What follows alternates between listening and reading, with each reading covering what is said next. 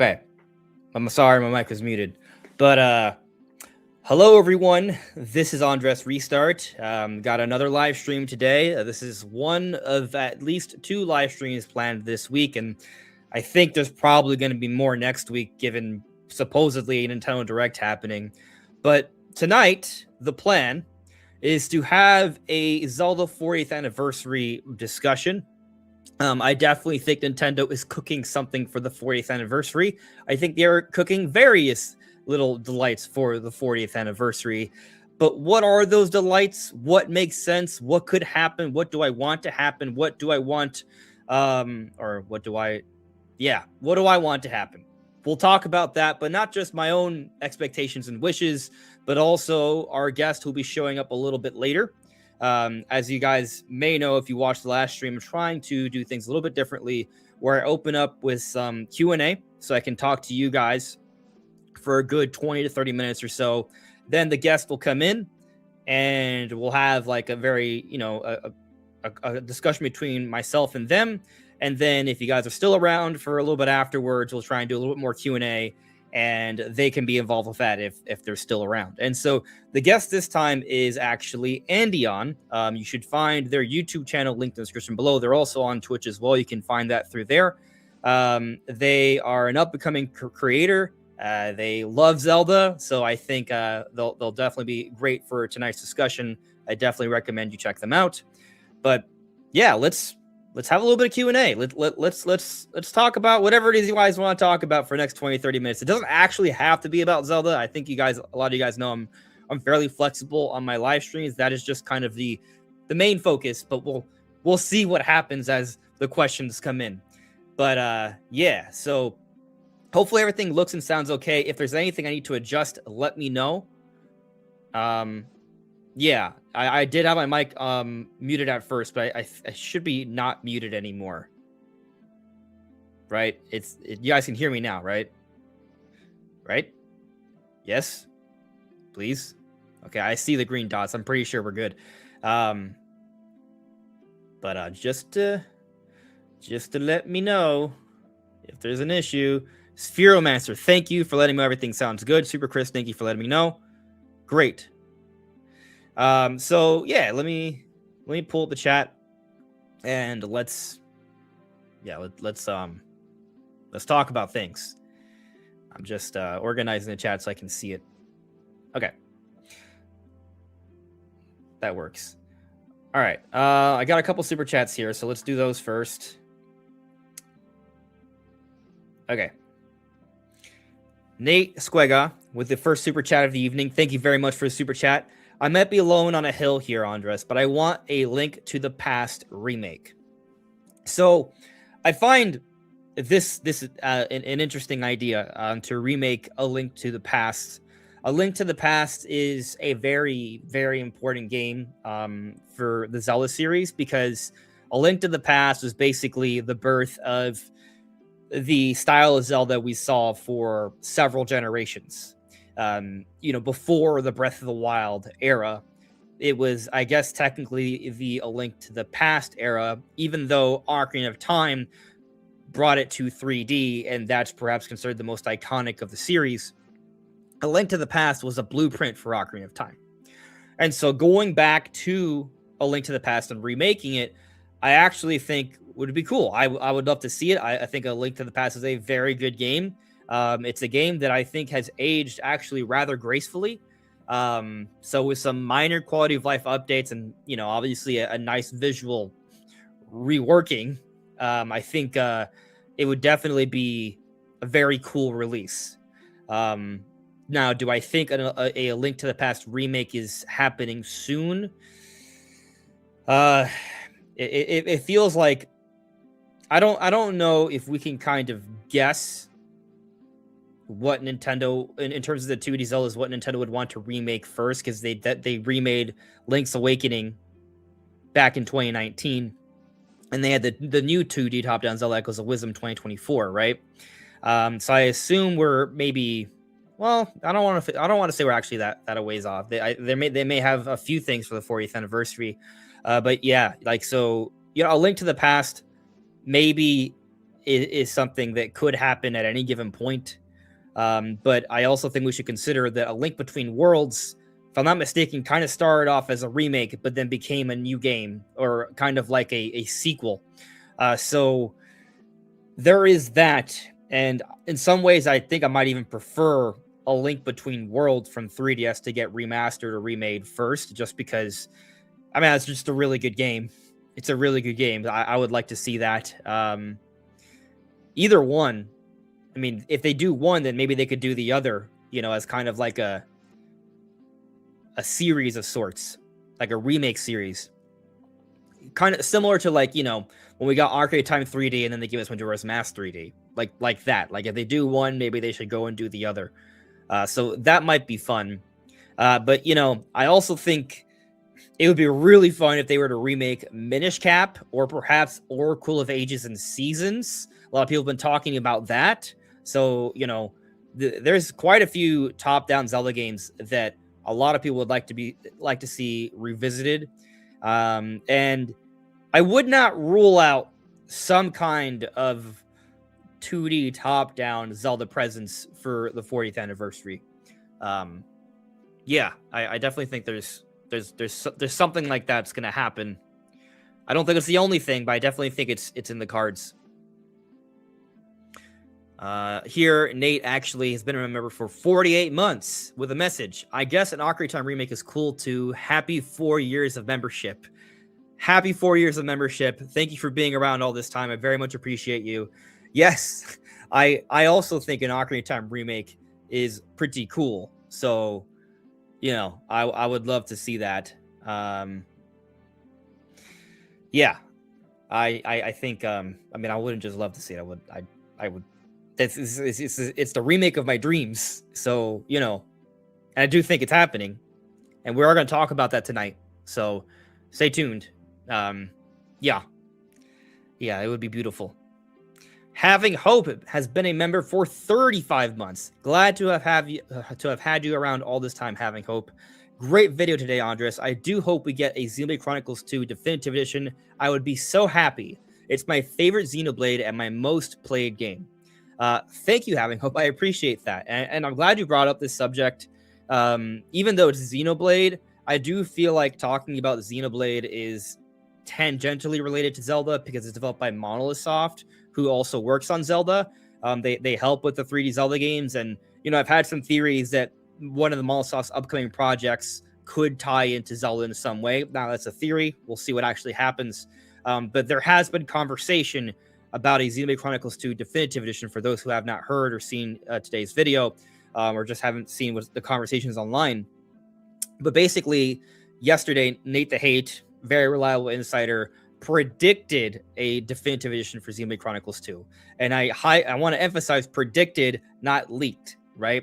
If you watch the podcast, he talks about what he has heard, and, that's what he has heard. He will say, oh, I heard this.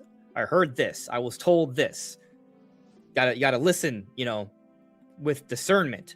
Versus this, I would like to see this happen. I predict this, right? Like, so wording matters here, but a lot of people have seen his predictions, and because he is an insider who could know a lot of things, they kind of assume a lot of predictions might be more than just a prediction. And as I said in today's video, I think that is a slippery slope. That is why I didn't cover the Xenoblade Chronicles 2 thing at all in yesterday's video, because I didn't consider it a leak, because it's a prediction and not a leak.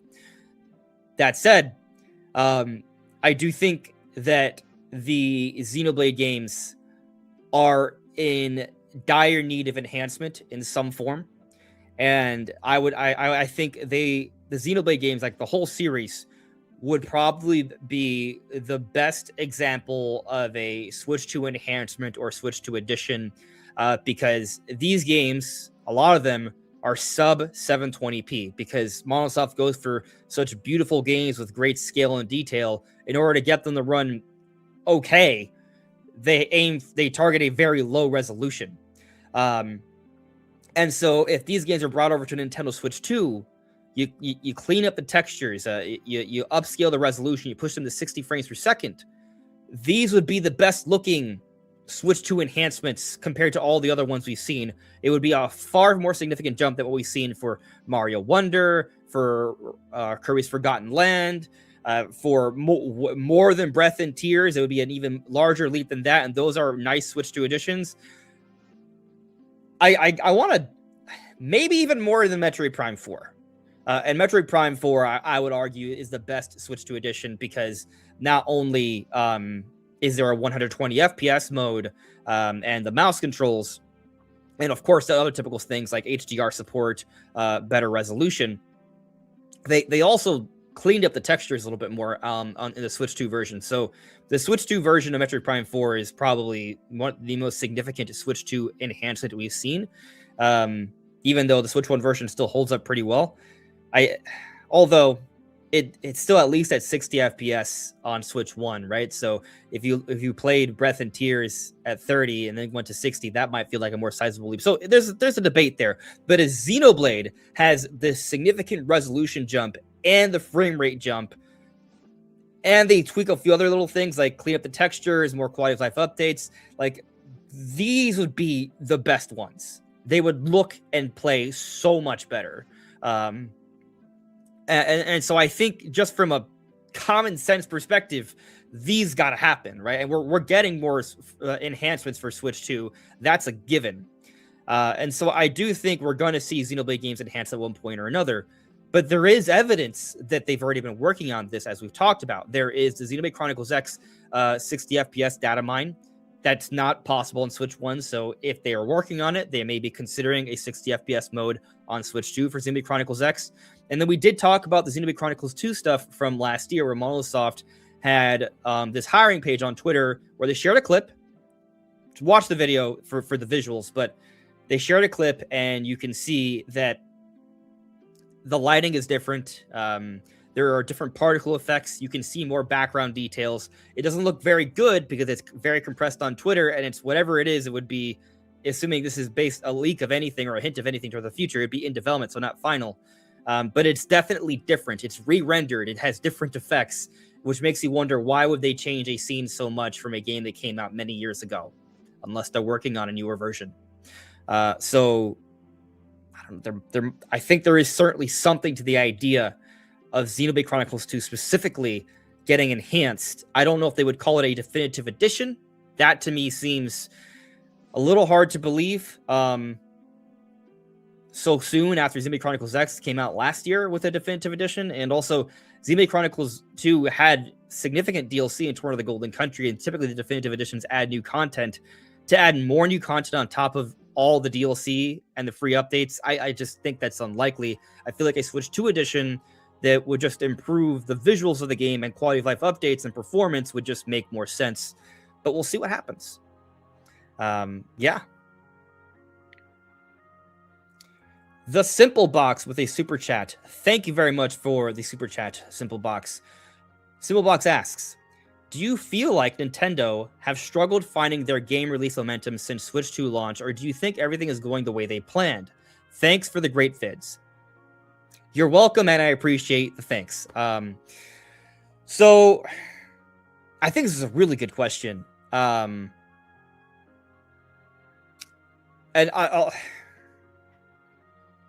the fact of the matter is, at least based on, I'm not like just what I understand of how these things work. They may have ideas for what they want to come out in certain years, but because development is fluid and because there are varying circumstances that they have to think about and analytics in terms of what makes sense when to come out when and all this, there's so many factors that I'm sure a lot of things get shuffled around all the time behind the scenes. Like we've speculated that maybe Metroid Prime 4 was initially planned to maybe be in the Donkey Kong Bonanza slot, because we did see that marketing material for Metroid Prime 4 saying out now, like back in summer when it was not supposed to, when it clearly didn't have a release date at that point. So, I definitely think, yes, there is movement, but I guess the question you're asking is, hold on, I heard some sort of weird thingy. I don't even know what it was. Oh well. Yeah, we're good. Oh, by the way, look at my phone's wallpaper. I just think this is beautiful. Yeah. To the point. So my point is that whatever plan they had, it had to change. Now, did they have kind of like a general plan? Has that mostly kind of stuck together? Obviously, hard to say with 100% certainty. What I will say is this: they are doing well. There's a lot of narratives online that the Switch 2 has not been doing well, but if you look at the numbers, Switch 2 was the most successful console in December. Switch 2 is still currently paced to hit its target by the end of the fiscal year, the end of March of 2026, which is 19 million, which is an increased forecast by 4 million. So like that's great that they're pacing to hit their increased forecast. Had they hit their initial forecast, they would have been good. They've already exceeded that forecast. So no matter how you spin it, Switch 2 is doing well. And I think a lot of that has to do with the fact that Nintendo's brand is very strong right now. But they did have two strong starting launch titles in Mario Kart and Donkey Kong. They've had some pretty quality third-party support. They've had the GameCube classics. They've had the Switch 2 editions, the free enhancements, the backwards compatibility, which is not a given, the comfortable controls, the improved screen. Like, there's a lot of things that are great about it. But yeah, I do think a big part of that is the consistent release schedule. There was like a little bit of a lapse in 2025. I think it was like August or something. Like, they didn't really have anything major in August. Or September. It was September, they didn't have anything major, right? August was light and September was vacant. But then October through December, it was stacked. And so now we're in this year. We're getting the Animal Crossing update just came out. That's a significant update. We're getting the Tomodachi Life stuff soon. Pokopia comes out in March. Mario Tennis Fever comes out in February. Like, they have games that are coming out pretty consistently, and it's more than one game per month when you account for the Switch 2 editions and stuff. So I think Nintendo's pretty much sticking to the plan they had for Switch 1, where they're just continually putting out games consistently. And I think that's good. Where I have some concern is how they're going to handle the opening to this year. I'm not worried about software sales because Pokopia and Tomodachi Life are going to be huge sellers reaching a casual audience. But what I am concerned about is Nintendo. Oh, I see what's going on. Discord's doing stuff. Okay. That's why I'm getting confused. I'm hearing things from Discord. All right. Anyway, sorry for another distraction. Where was I? I don't remember. I'm sorry. It was something about, yes, Switch 2 momentum, games coming out, consistency. Right, my concern. Tomodachi Life, Pokopia, going to be huge sellers. Software sales are going to be strong. But are these the kind of games that are going to push Switch 2 hardware? I think the answer is an obvious no. Now, if they announce a Pokopia free like enhancement of some kind for Switch 2, that might help. But those aren't the kind of games that people are like, oh man, I need a Switch 2 for this. They'll sell really well just because people want them. Like Pokopia is Pokopia I think is a Switch 2 exclusive, so that might help a little. But I don't think a lot of people are going to buy a Switch 2 for Pokopia. If they already have Switch 2, they'll pick up Pokopia. And then Tomodachi Life is on Switch 1, so people are just going to buy that without needing to buy a Switch 2 or even really want one, because I mean Pokopia is really, I keep like mixing up the names, but Tomodachi Life is really simple. They're both simple. And so anyway, to my point, I am concerned if Nintendo doesn't have like a big general next week, as we're hoping, and then we won't have like, okay, what's that next big thing that kind of like, oh, is there a 3D Mario? Is there a Zelda or something else that showcases the abilities of the console? Let's also remind ourselves, the Dust Bloods, which that's a big deal game, and I think that's a little bit of a system seller. That shouldn't be, glossed over, but it is a game that did start off as a Switch 1 title, and it's not a Nintendo game. Donkey Kong Bonanza, Mario Kart World, Metroid Prime 4, Pokemon Legends ZA all started off as Switch 1 titles. Galaxy 1 and 2, cool thing, but those are Wii remasters, simple remasters. Kirby Air Riders, I don't know if it started off as a Switch 1 title, but it doesn't it's a good looking game, but it's also not something you're like, oh my god, the Switch one could have done anything close to this. Like, that's definitely not the case either. And so I think there is a need for Nintendo to announce some games that kind of are like, oh, this is a next generation experience for Nintendo. We need this. So I hope that's announced. Regardless, Nintendo is overall doing fine, even if they kind of flop out of the gates of this direct. In a summer direct, they'll turn things around. Software sales are still going to be good. Hardware sales will still probably be fine, just not as good as they could be. So it's not really a major concern, but I do think they would lose a little bit of their luster if they don't come out strong with a direct this year with first party announcements. So, yeah. Attack the Backlog has gifted a membership. Oh, who's the lucky winner? Generic Crust 7367. Thank you for his super chat. Even if they are predictions, I would still keep them in your mind. A lot of his predictions are educated. And we'll have those conversations as we have, but it's a slippery slope, so I would just be cautious. That said, it's just kind of like you should take the rumors or the leaks from him with a grain of salt. You should take a prediction with more than a grain of salt, is what I'm trying to say. Could be something to it. It is a prediction, like, you know, even if it's based off no real inside knowledge, it's based off someone's thought process. They think it makes sense for a reason, right? And so there's merit to that, you know, for sure. And that's why we talked about the Xenoblade thing. I do think it makes sense that there's going to be some kind of enhancement for Xenoblade games. 2 makes a lot of sense. It's the best-selling game in the series. If there's one they're going to give a Switch 2 edition for, or a definitive edition soon, it'd be that. One thing I'll add, we have seen the definitive editions come in for 10-year anniversaries, I guess. I don't remember them really like calling it a 10-year anniversary, but technically it was. So Xenoblade Chronicles 1 came out 2010 in Japan, and then in 2020 it came out worldwide, the definitive edition, so 10 years later. And then Xenoblade Chronicles X came out 2015 for Wii U, if I'm not mistaken, and then, or was it 2014? I remember 2014. I think it was 2015, but let me just double check. Xenoblade Chronicles X Wii U release date.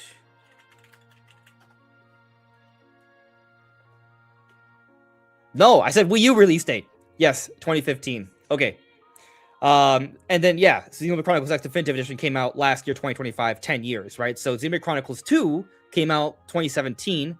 So if there is a pattern there, if there is an intentionality behind these definitive editions happening every 10 years after the original release, then if there is a Xenoblade Chronicles 2 definitive edition, that probably would be, say, if there's something to that idea of it being every 10 years, which I feel like,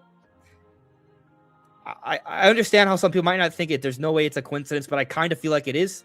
But if there is something to that idea, it wouldn't be coming out this year, and it wouldn't be getting announced soon. It's a definitive edition. I don't see how that really makes a lot of sense. If it's not coming out till 2027, there's no way they're announcing it like in this upcoming direct, right? So something to throw out there. But we'll see what happens. Aaron with the super chat. When do you think next 3D Mario will be? All right, so when I did my initial 2026 predictions, I was closer to split on if we're going to get like a major 3D Zelda remake for this holiday or 3D Mario for this holiday. I think Nintendo needs another really big hitter next to Pokemon or for this holiday. And like, if we're going to get one of those two, I was leaning 3D Mario, but not by a lot.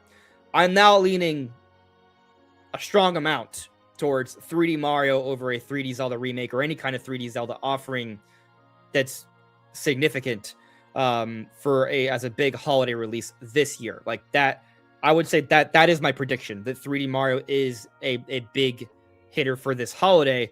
However, I don't say that with extreme confidence, just because I look at what's already been announced for this year, and I look at the space that's left, and I think about games that I'm kind of expecting to get announced relatively soon. I feel like something has to give. I do think there's going to be 40th anniversary releases for Zelda this year. I don't think it's going to be the big one. I think we're going to see an announcement for the big one, which we'll talk more about a little bit later this year, but it'll come out next year after the Zelda movie. That's kind of what my thinking has become for the Ocarina of Time remake. And again, we'll get more into that later. And so I do think Nintendo needs a major Mario thing this year. You look at history, 3D Mario always comes out within the first 2 holidays for every 3D console. Like that is the history. If it doesn't happen this year, this would be unprecedented. And we saw they announced Mario Wonder shortly after the Mario movie in 2023. Nintendo may have a similar plan this time around with 3D Mario. And if you saw my video from a few days ago, I do feel like the marketing for a 3D Mario movie, especially that poster with Mario and Yoshi looking at the giant planet, to me that just screams, oh man, I wish this was like a game. And more so than like a Galaxy 1 or 2 kind of thing. And yeah, we already know that it wasn't the entire Odyssey team working on Bonanza, and Bonanza alone wouldn't take 8 years. There's plenty of reason to believe that the 3D Mario project shouldn't be that far off. And so I do think it, yeah, I'm predicting it, but I'm just saying maybe it's announced this year, it comes out a little bit later, just because there's other things Nintendo has planned, like maybe a Luigi's Mansion 4 or whatever is next from Monolith Soft, for example. Those are other things that could potentially come before 3D Mario, but I gotta think it's coming really soon, and I feel like we got to see it this year at least. I think we got to get at least an announcement this year. So, yeah. Okay, I've caught up with my super chats. For now, Pokemon fan, been a member for 4 months. Congratulations. Glad you've been a member all this time. Appreciate you. Yeah. Hold on.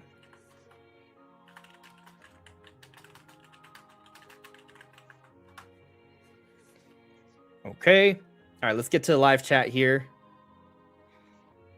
There is... Oh, I got to refresh my live chat. One moment. I'm getting to it. Okay. Really love the turnout today, guys. By the way, I really appreciate it. Thank you for everyone for coming by. Yeah. Likes super appreciated. But I'm very happy with the turnout so far. Shout outs to Attack the Backlog in the chat. How you doing, my friend?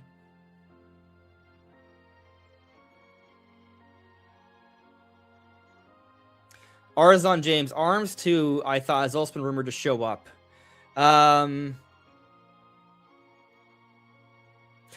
There is a leak express from Nash Weedle about a game that sounds like Arms 2.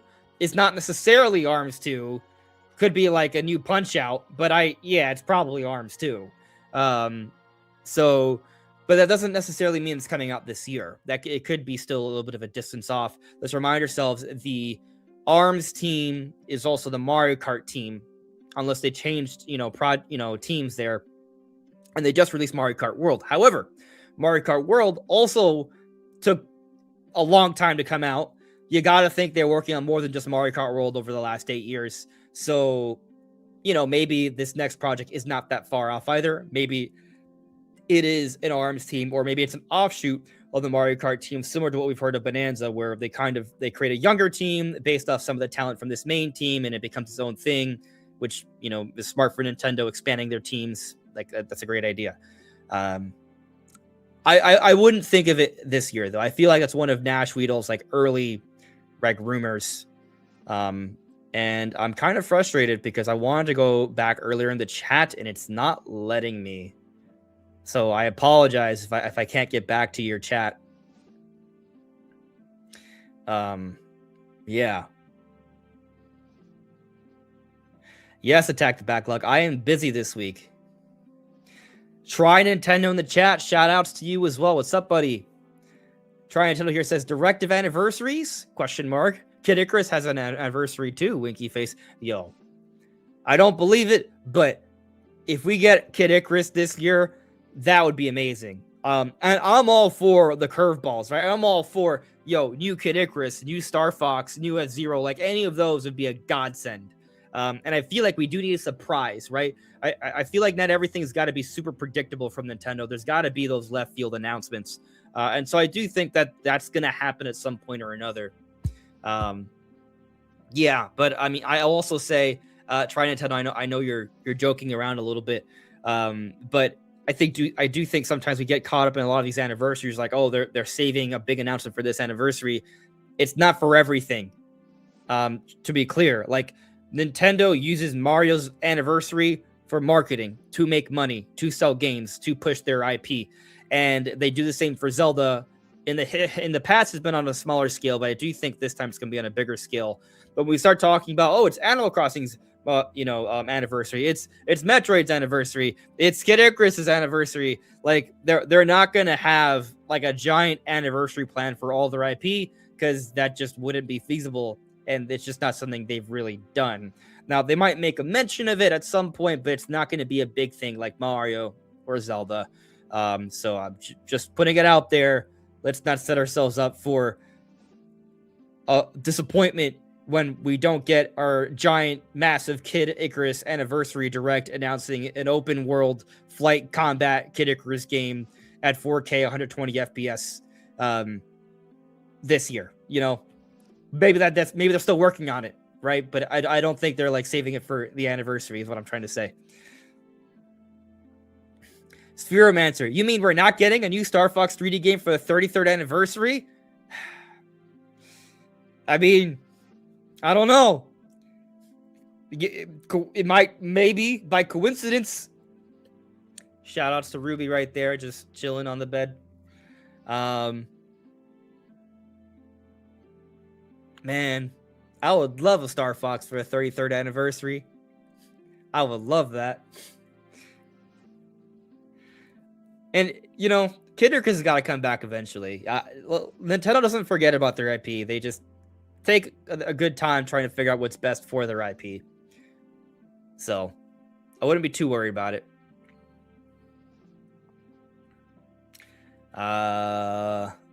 Let's see. I missed a few questions here.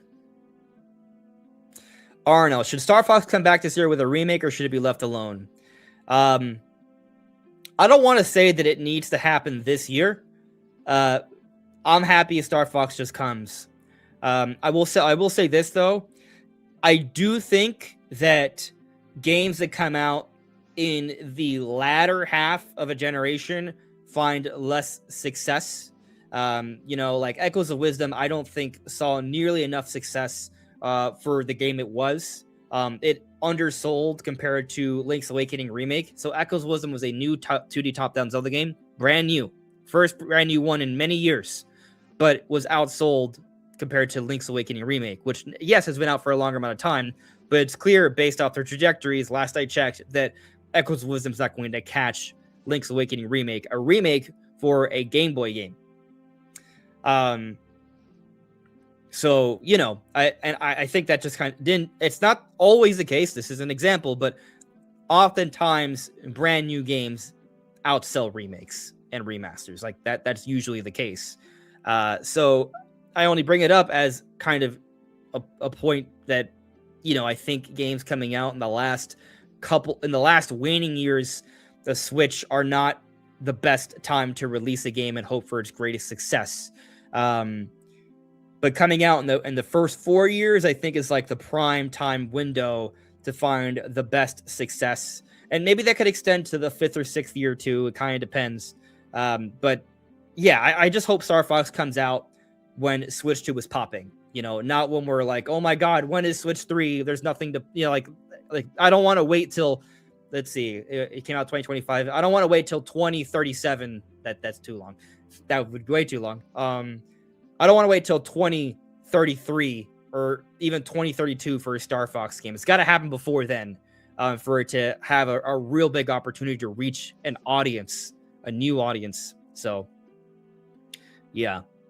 By the way, I am still waiting for Andy on to show up. She was literally on with me testing stuff beforehand, so she'll probably show up soon. So for those who are wondering, yeah.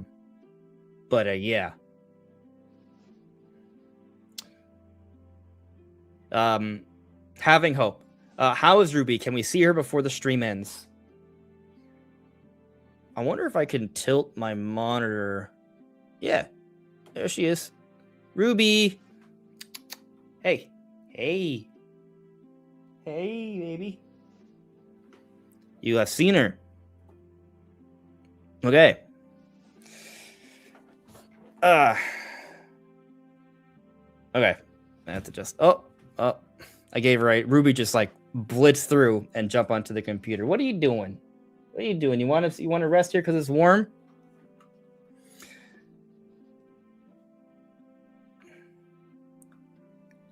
Hey. I think he sees me now. I do see you now. Okay, cool. Sorry, I was trying to figure it out, and then I realized I wasn't going to capture your audio until I had you open on the other computer. So, but we're here now. We're here now, and it's working. I'm so sorry. No, that's good. Don't ever trust me with tech. That's the moral of this story. No, I'll say that your video feed is high quality. Your audio is high quality. I mean, it looks better than my camera. I'm just using a face cam, and my desk is a mess. But we're here for the discussion. Yeah. Yeah. I've seen your set, though. Your set, though, is also good. Yeah, it looks great. It looks great. This is just... We're doing great. I don't have to worry about the sword in the background. Yeah, she's actually got 4. She has 4 swords. And 4 swords? Yeah, no pun intended. Oh, okay. So, yeah, she's a... Puns everywhere. Yeah, she plays a lot of, like, variety RPGs, all those kinds of things. So she's gotten a lot of cool stuff over the years. That's awesome. But we're here to talk about Zelda, but also a little bit about you. This is Andion, everyone. Her channel's linked in the description below. Up and coming content creator, loves Zelda, does live streams on Twitch as well. Has made some pretty good Zelda videos recently, so I strongly recommend you check her out. And she's here to talk about Zelda. Hell yeah. Thank you. I'm so happy that you asked me to be on with you. It's crazy. Mm-hmm. Okay. No, I saw your videos. I was like, oh, yeah, she'd be good for a Zelda discussion. And you're like, oh, yeah, I watch your videos too. I was like, oh, that's nice. Yeah, it's a crazy call out, but I'm super excited. Yeah, it's been a lot of leaks recently, but a lot of rumors, lots of things. Like, you never know what's true. We'll dive into some of that today or tonight. I do just want to... I'm going to check a couple questions here. Feel free to just jump in if you have an opinion on something. I'm just going to wrap up a little bit of Q&A with the chat, and then we'll kind of dive into our Zelda discussion here. By the way, Attack the Backlog is doing a podcast with Nash this Sunday, as he's saying in the chat. But just so you know, Attack the Backlog and I are doing a podcast later this week as well, where we're talking about the Direct that's supposedly next week. So, I hope it is. That'll be good. And Attack the Backlog, he hears things, so we'll see what happens. But I know, so hopeful. Yeah.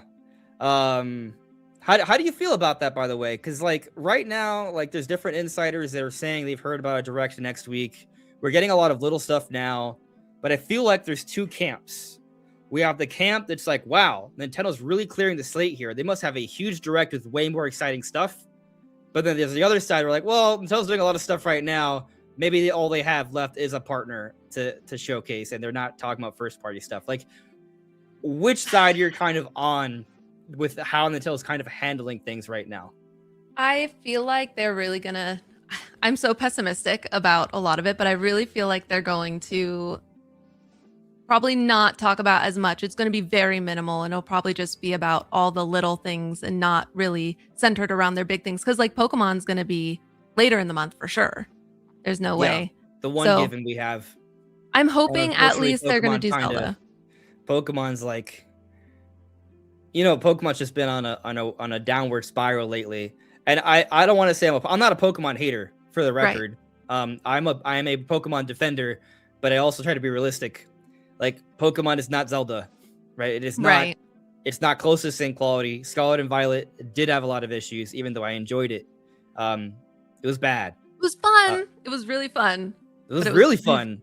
I think they actually designed like a really good open world, and the way they told the story I thought was really good. Mm-hmm. But the execution of the environment and the visuals and the performance was abysmal, and not being able to go into houses. I mean, Yeah. I hate that. I mean, Yeah, ZA was the same way. It's like they were just paintings. It's like Ocarina of Time in 1998. yeah. Except back then it was fine because it was 1998. Right. They had a very Yeah, good excuse. yeah. Anyway, I mean, we could. I don't know if you heard about what Nate the Head said about Pokemon, but he said he heard that it's supposed to be visually appealing. Oh, I did. Yeah, I heard that. I think I actually heard that from your last video. But I I'll believe it when I see it. I mean, I'm hoping if it's going to be only Switch 2, hopefully it is, because I mean Breath of the Wild, Animal Crossing, all the new like upgrades, Yeah, they look great. But I haven't tried running Scarlet and Violet on my Switch 2. there is an enhancement. So I mean, Oh, I haven't bothered to do it either, actually, but I know it exists. So yeah. it's too little, too late at this point for me. But I'm Yeah. sure some people still go back to it. I mean, Yeah, ZA ran fine, so imagine if they optimized it the same way, then hopefully it's good. But yeah, yeah. I mean, if it's Switch 2 exclusive, I'm not worried at all, actually. And actually, with Legends ZA, performance was not an issue. 60 FPS Pokemon game on Switch 2, at least. Like there weren't really any significant glitches or polish issues. It was just kind of like, they went very simple with the style, but yeah, it was executed well. true. It I just was so disappointed by I I don't know, it didn't have the charm, and I loved X and Y. I'm changing the title to live stream hating on Pokemon. I'm kidding. It's so easy. Yeah, They make they it make so it a little easy. easy. Yeah, but I mean, anyway, let's Yeah. fingers crossed Pokemon's good, right? But it's kind of like, all right, well, is Nintendo gonna do something strong soon to get us excited, or are they gonna be like, hey, play Pokopia and Tomodachi Life, even though you don't like life simulators? Yeah. Do you like? Are you I in do. the? Okay, I well, personally that's I do great like for them. you. I'm so happy for you. Yeah, I'm But very excited I'm about gonna both of those watch titles. paint dry instead. So You're not gonna play Pokopia at all? I mean, maybe it'll convince me, but I'm not really. I don't know. That blows my mind. It looks so good. It looks so cute. And Tomodachi, you didn't play Tomodachi Life on the 3DS, did you? I didn't know.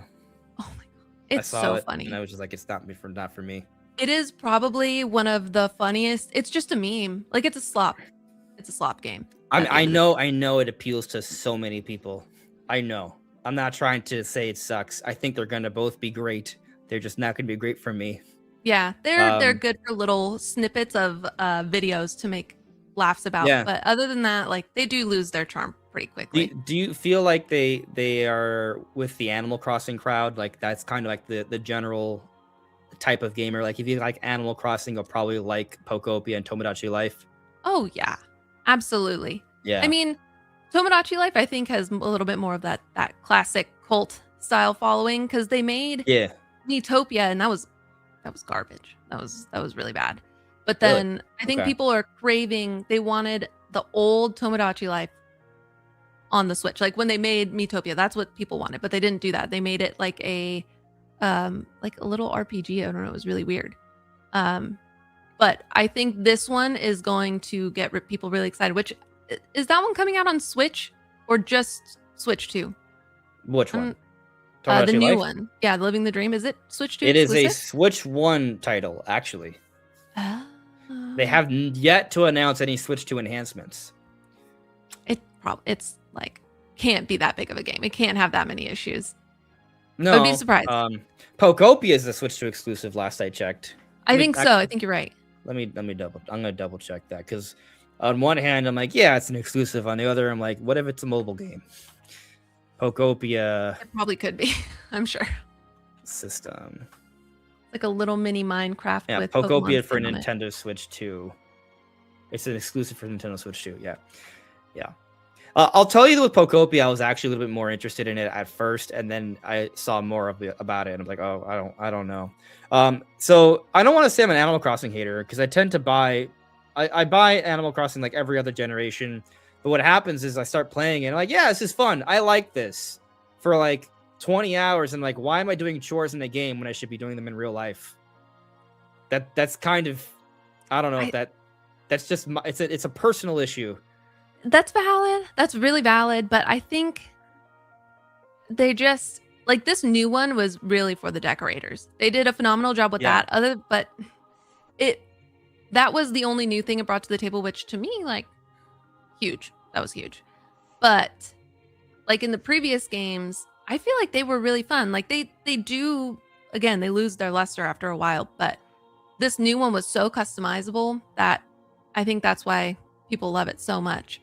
I'll say this. I did not play Animal Crossing with anyone. I played by myself for the most part, but I did play with a friend a little bit, and that was interesting. So I feel like if I got more into like the multiplayer, messing around, mayhem, joking around with friends, maybe I would stick around a little bit longer. Yeah. Also, I think I enjoyed Animal Crossing more when I was a kid because I felt like I had more free time. I didn't have that existential crisis every time I played Animal Crossing because I just felt like, I had unlimited time back then. Yeah. Yeah. They also were much more, I don't want to say charming, because actually they were kind of just like really out of pocket. Like GameCube, did you play the actual GameCube one? No. Oh my god, that game is so out of pocket. Like the characters are mean, they're sassy. I feel like that's a lot of the charm of Animal Crossing that I people remember were Rossetti. missing from this new one. Oh yeah, Rossetti is terrible, awful. I played a lot of terrifying. Wild World and DS. That was Yeah. Rossetti would get mad at me a lot. Yeah, Rossetti went to therapy in this game. So he's nice now.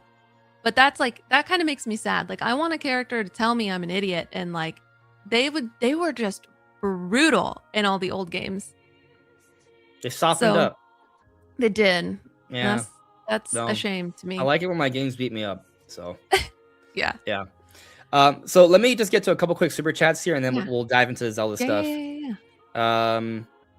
So we got a new member, Steak1024. Glad to have you. Awesome. Thanks for becoming a member.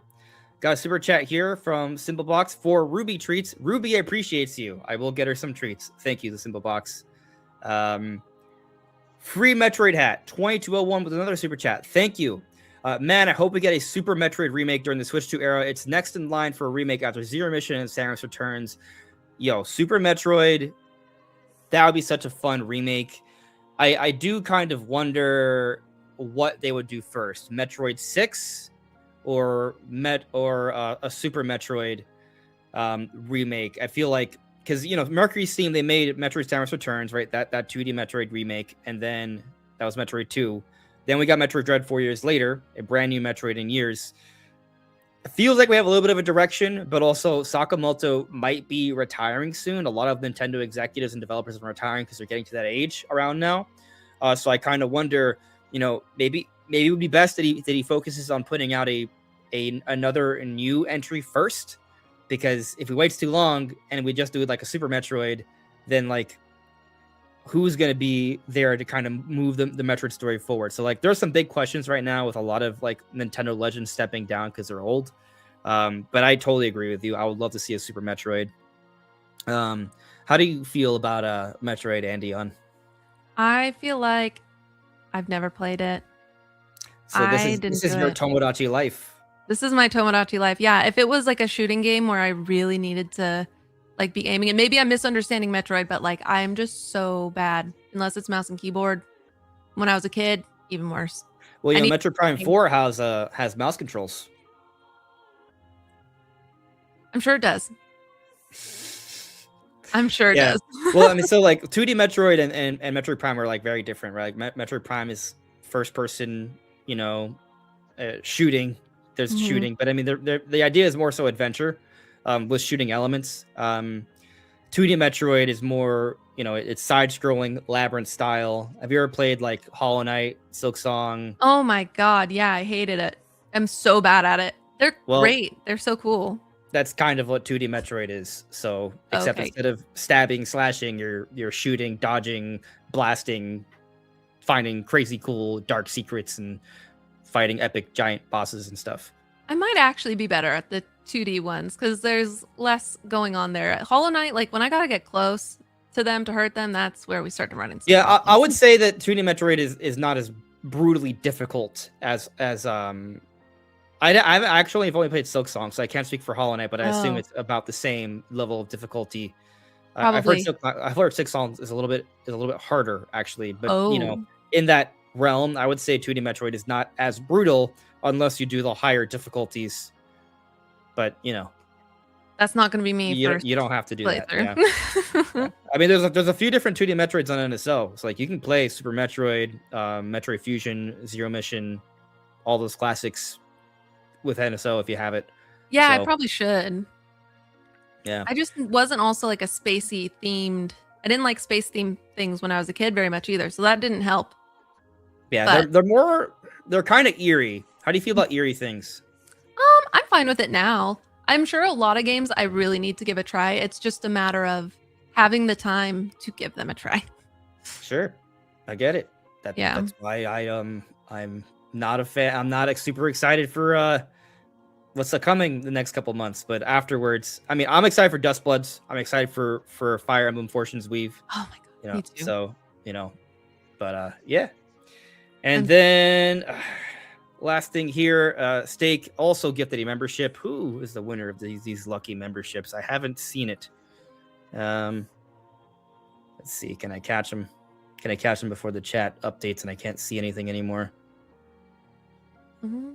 Super Chris corrects me on Sakamoto. How did I pronounce it? Yosho Sakamoto. I mean, I probably said it quickly and butchered it, but I feel like I'm usually solid with pronouncing people's names. Anyways, Joycey has won the most recent membership. Congratulations, Joycey. Glad to see you here. But let's now dive into Zelda talk. I don't even know where to start because there's so much. I feel like earlier you were talking about tempering your expectations a little bit, Mhm. but do you even let's start here. Do you think Nintendo is going to do something a little bit bigger for the 40th anniversary than what they did for the 35th anniversary? I don't honestly. I think they need to, but I think that they're just really tone deaf to what they need right now. But I have a feeling they gotta port something. Like it's been a while, and I know people are saying they think Twilight Princess is gonna go to the GameCube NSO, but I don't feel like they would do that either because when they come out with the Wii, what are they gonna do? They can't put I mean, they could put Twilight Princess on there as well, but why would they even want to put Skyward Sword there? Because they already had the HD port of that. I think it'd just be smarter for them to at least, bare minimum, give us a port of Twilight Princess. And then hopefully a trailer for the movie or a teaser or something. Yeah. I mean, the movie's coming out May of next year, so I would say Yeah. getting a trailer at the end of the year makes a lot of sense. So I actually do think they're going to celebrate the anniversary bigger than the 35th. And I mean, I'm a very big believer in Nintendo's cross promotional strategies. Like it's what's helped me predict so many things. It's what had me saying, listen, there's going to be a 3D Donkey Kong game made by the Mario Odyssey team, and it's going to come out around the opening of the Donkey Kong Park, which is literally exactly what happened, even though people called me delusional for years. Wow. So That is kind of crazy. But I say that just because I do think there is reasoning behind it. It's not just for fun, right? Like it's Right. business strategy. Nintendo has talked about in their financials how like in 2023, in the marketing lead up and afterwards for the Mario movie, Mario game sales just saw like a 1.2 to 1.3 increase. As Like they should. right, and I mean this goes back to the whole Nintendo's master plan, right? Like when Iwata kind of set the foundation with the Switch, and they were already talking about wanting to branch off to theme parks and movies because that helps to branch out their IP. They reach more people, and it kind of works both ways. People watch the movie, they want to play the games. People play the games, they want to watch the movie. They want to go to the Yeah. park, they buy the merchandise. And so I do think there's intent behind the cross promotion, and so I do think that there's signs to this, right? It's another example of cross promotions, like looking at cross promotional strategies and us kind of helping us to predict what's going to happen. Mario Galaxy 2, people are like, yo, why did they not put it out for the 35th with 3D All Stars? And I was like, well, what if it's because they're saving it for the 40th to release Mario Galaxy 2 when they have the next movie, and that's literally what happened. And it's also I didn't expect this part, but they're like, oh, it's a Mario Galaxy movie. I'm like, oh wow, that's very on the nose, obvious. Hey, this makes sense. People are gonna buy this to watch it and then watch this, or watch this and then play this. And so I do think there's a lot of reasoning behind this. And so, you look at the success Nintendo's had with Mario's anniversaries, and outside of Mario and Pokemon, the only other game series that Nintendo really kind of pushes their anniversaries at all is Zelda, but it is definitely lesser than Mario. But I think after seeing the success they had with the 35th anniversary, and also the follow-up with the Mario movie as well, that they're going to use Zelda's 40th and the movie to really push things. Yeah. And so I'm not saying we're going to get a giant 3D Zelda this year. No. Right? There's no way. Cool. But I do think if they're planning, say, an ambitious remake, they might tease it this year. Or whatever. I think a teaser, if we go back to the 35th anniversary, right? In the February Direct, we got Skyward Sword HD. Then they showed off Tears of the Kingdom with the name in that summer. And then we got the amazing, super exciting, most ambitious, incredible Game & Watch to close the year.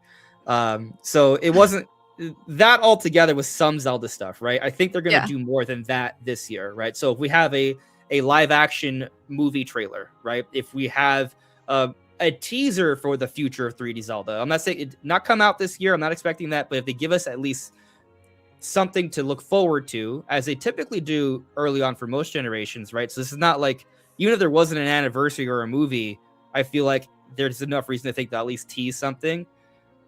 And I think it's gonna be a couple of games. Yeah, I mean, with their big leaks with the Tears in Reality, hopefully we do hear something from that. But I feel like in the 35th anniversary, why we got Tears information so quickly, it was copy paste, so it was really easy for them to. I mean, in theory, I don't know actually, but it felt like that was really easy for them to do. But because they're marketing Mario Galaxy right now, my fear is that they're gonna just overshadow it and wait until later. I have a feeling agree with that. Direct Actually, is gonna be so quiet for Zelda in the same way that it was quiet in 2021, because they really didn't acknowledge it. They put Skyward Sword in there, but they did not say Happy 35th anniversary. They did not. You're correct. They didn't acknowledge their 35th anniversary until the Game & Watch thing, right? Right. It's so weird. But my point is this: I do not think we're gonna have a 40th anniversary Direct, right? But I do think Zelda's gonna have a presence throughout the year. I mean, we've already seen that. We have this really epic Ocarina of Time Lego set, which to me is an alarm sign of that cross promotion thing. Hey, why are they doing this? They also had a deco tree from Ocarina of Time before. There are the different Aonuma interviews about Ocarina of Time. What's going on here? So I do think they're building up to that. And so I think there's gonna be other stuff. I actually you brought up the Skyward Sword thing. That's literally what I'm expecting and I'm hoping for right now. I don't think they're gonna mention that literally they might subtly mention it maybe, but they're not gonna hard push it until after the Mario movie. I 100% agree. Yeah. But what they might do is announce something Zelda and then be like, hey, we'll share more details on the future of Zelda later this year.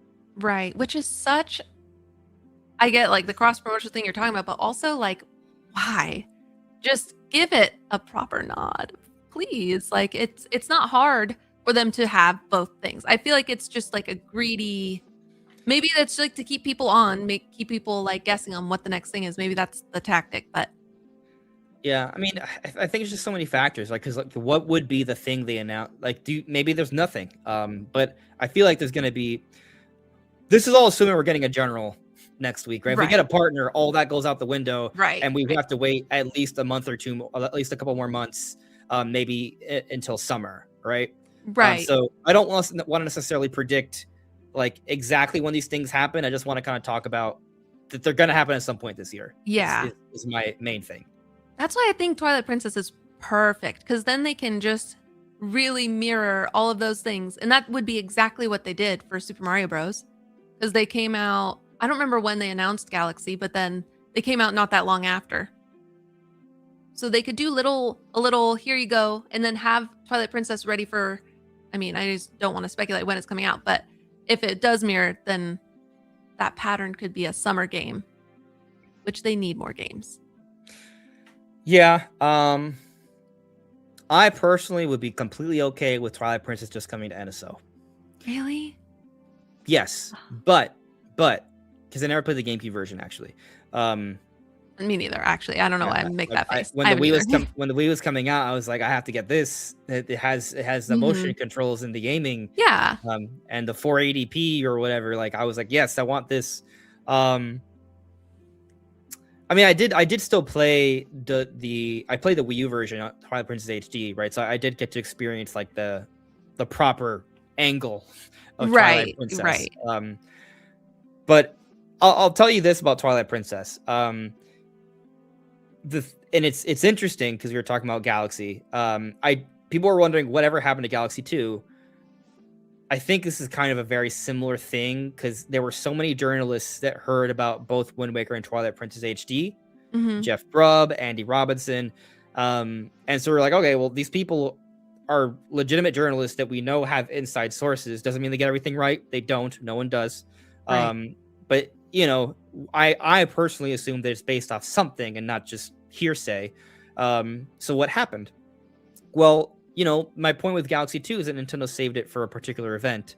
And it's obviously not something you have to take a long time developing, right? It was made years ago. Same thing with Twilight Princess.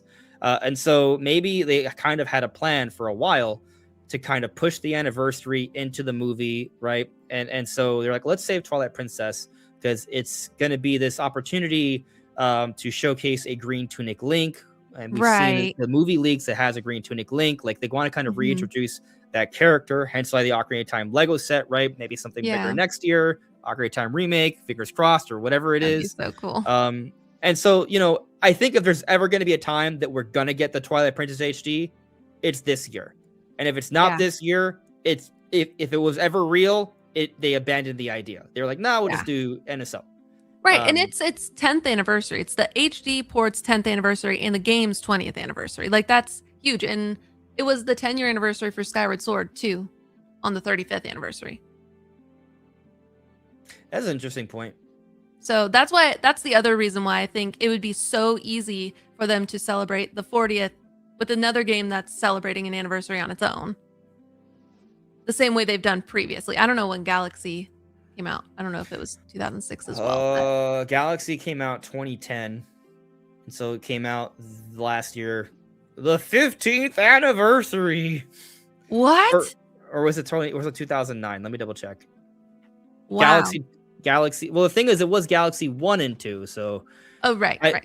Yeah. I mean, I honestly, my opinion is that a lot of this sometimes is just coincidence. It's just things kind of so happen to align. In the case of Galaxy 1 and 2, I think it was literally, hey, this is really good for the 40th anniversary. We're making a Mario Galaxy movie. Right. I don't think it's any deeper than that. Yeah. And they're kind of small games in comparison. Like putting two huge Zelda games together, in my opinion, is a lot. Twilight Princess and Wind Waker are not small, short, little games. I mean, I feel like the Galaxy games are pretty big. Did you feel? I feel like when I was a kid, I flew through them. But did you get all the stars?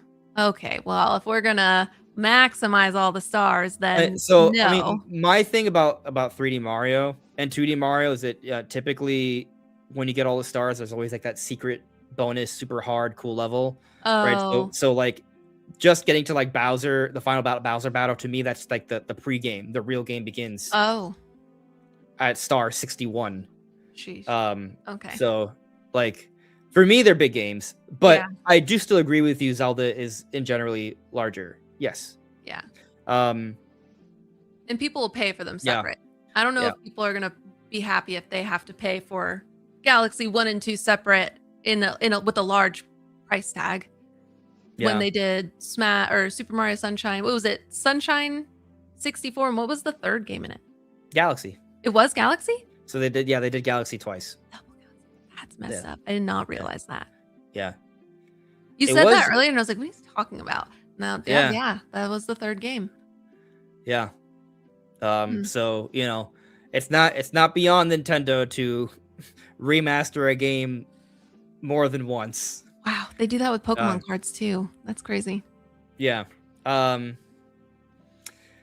and so I mean, I guess I'm gonna ask you, like, what do you think about Wind Waker HD then? Because we do have Wind Waker on NSO. Are you saying, hey, that's done? Give up on the Wind Waker HD dream. You have it on NSO. I That's want it. it. This copium, but I don't think we're gonna get it. But I want it. I need it really bad. It's my favorite. It's my favorite Zelda game. And playing it. Did you play through Wind Waker on the NSO yet? It I feels haven't. bad. I've played it, but I haven't like. I mean, I've beaten Wind Waker like a billion times, but I haven't Right. beaten it on NSO.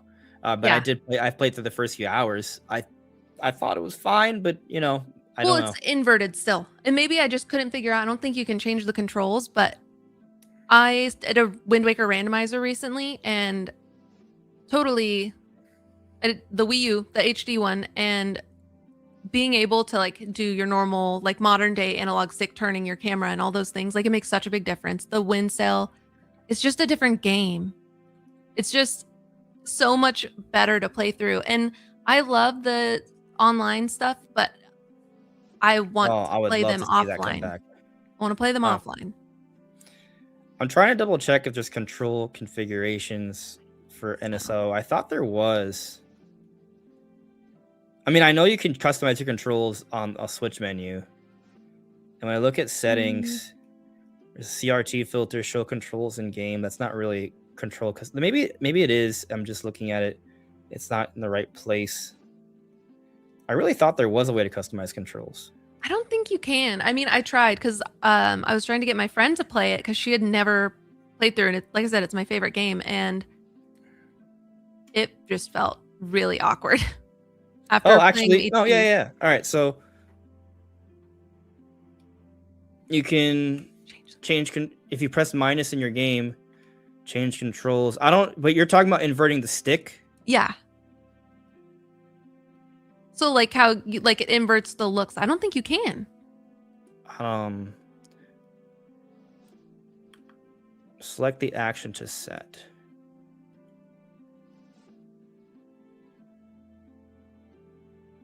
Okay. Move camera.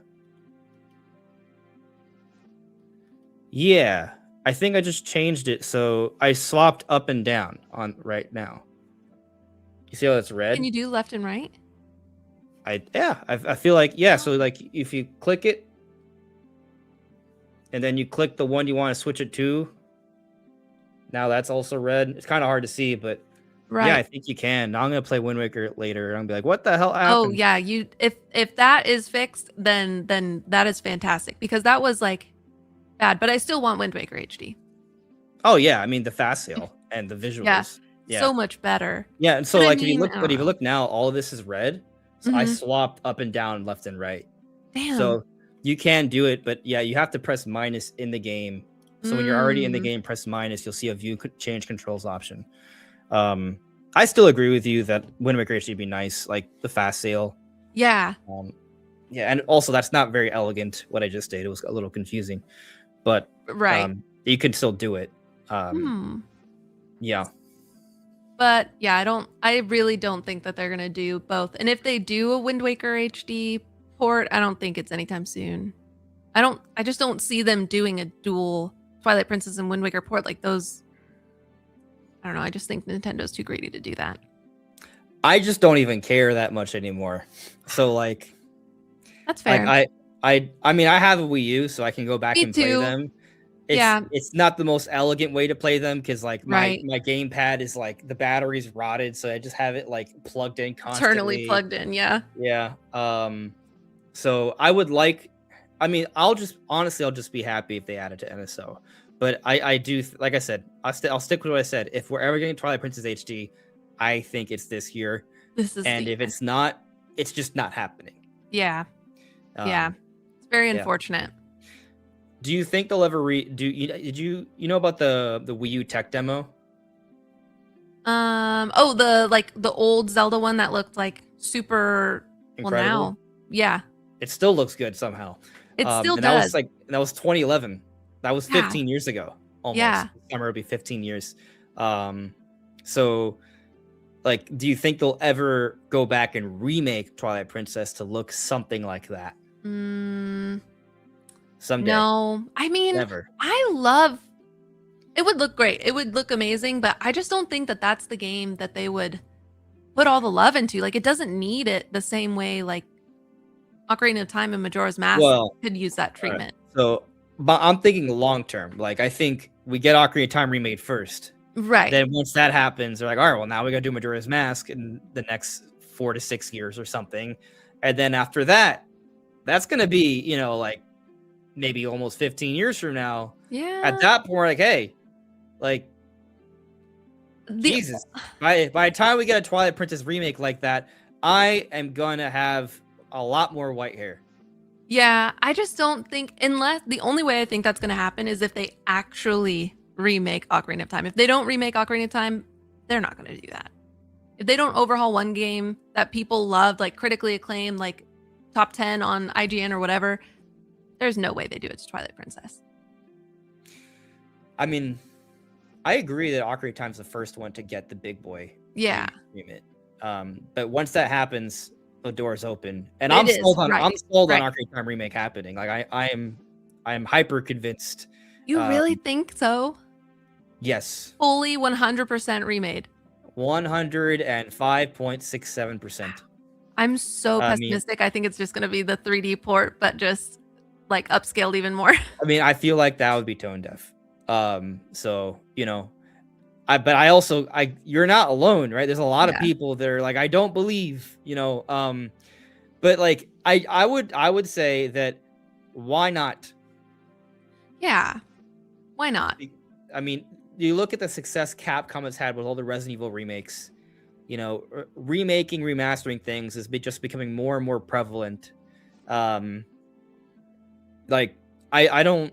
Why can't they? Nintendo has done some ambitious remakes and remasterings. It's not like it's out of the question. They've done them, and Ocarina of Time is iconic. It is. So I don't think it's out of the question. And I mean, the most up-to-date version of Ocarina of Time is Ocarina of Time 3DS, which is Right. archaic. Looks so At good this though. point, I thought it I looked mean, so good. It blew my mind. it blew my mind back when it came out back in 2011. So Yeah. it's 2026 now, right? Yeah. It's been Yeah. 15 years. So Yeah. It was made for um such a tiny screen. yeah. I mean, but I feel like everyone's like I heard my spiel on why I believe Ocarina of Time remake is happening. Like this, the biggest thing is that Aonuma has been in 2 different interviews where he basically hinted at it, and he has such a Yeah. long history of hinting and teasing Zelda games. Like he's even confirmed that he does this, so it's not Yeah. like this isn't out of the question. So I do think that there's that, and then I mentioned the cross promotional stuff, right? We've seen the Ocarina of Time Lego sets. There's been more than one already, right? So it's kind Right. of like I don't. There's even like a patent that has Navi, in what appears to be the Forest Temple. Oh, yeah. Yeah. I talked about that in one of my other videos. But see, like it looks like her. I read the patent. It didn't necessarily I don't maybe I'm misreading it, but it Yeah. also did you play A Link Between Worlds? Yes. It also kind of I haven't played it in years, but it also looked like A Link Between Worlds. Like the photo of whoever the person was in the photo, and maybe it was just a placeholder, like that looked like Ceres Yeah. stage from the game, like identical. Yeah. So I understand what you're saying. I don't. So I think when the first time I saw the patent, I saw it from Mike Odyssey. Hmm. And he saw the resemblance, right? And I do think there is a resemblance, painting wise. Like there's the Post Sisters and stuff, and maybe to your point, like that from like Between Worlds. But what I look at it, because the point of a patent, it's not so much the visuals, Hmm. it's the technology they're trying to patent, right? Right, And right. so the focus of the patent, from I remember, at least it was at least based off the images, it was navigating the screen with a Right. fairy. Right. which is very Ocarina of Time Majora's Mask. And it has me Yeah. wondering, why would they use a fairy to navigate an environment? And this patent came out alongside other updated Zelda patents as well, a lot of which were True. seemingly very Tears of the Kingdom related, but they're updating them for a reason. And so, I mean, it could be for something else. The thing with patents, they don't guarantee anything. All it shows is Nintendo's working on stuff for that. They work on all sorts of things. A lot of it never comes to market, right? So that it's not like a guarantee of anything, but it's just kind of like, why are they working on technology for a fairy moving around on a screen? Right. I really So hope that it is the remake. I yeah, really do. I just feel like every time I get really hyped up about a project like that, that's when it's all out that's the when window. it poofs out of existence. Yeah, Yeah, if I want something, it's not going to happen. yeah. I But I mean, would love it.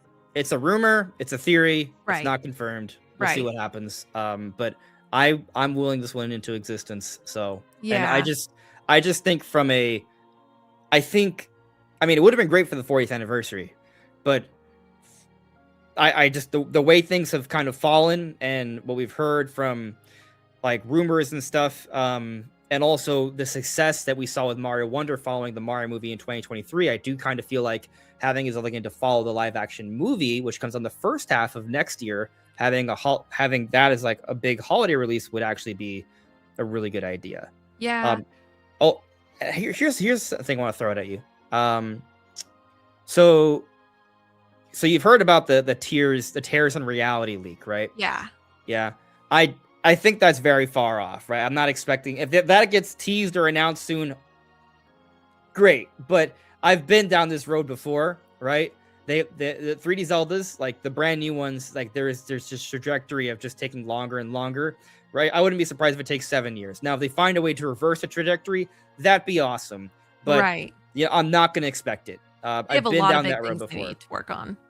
Yeah. However, I think that situation kind of prompts two interesting ideas here.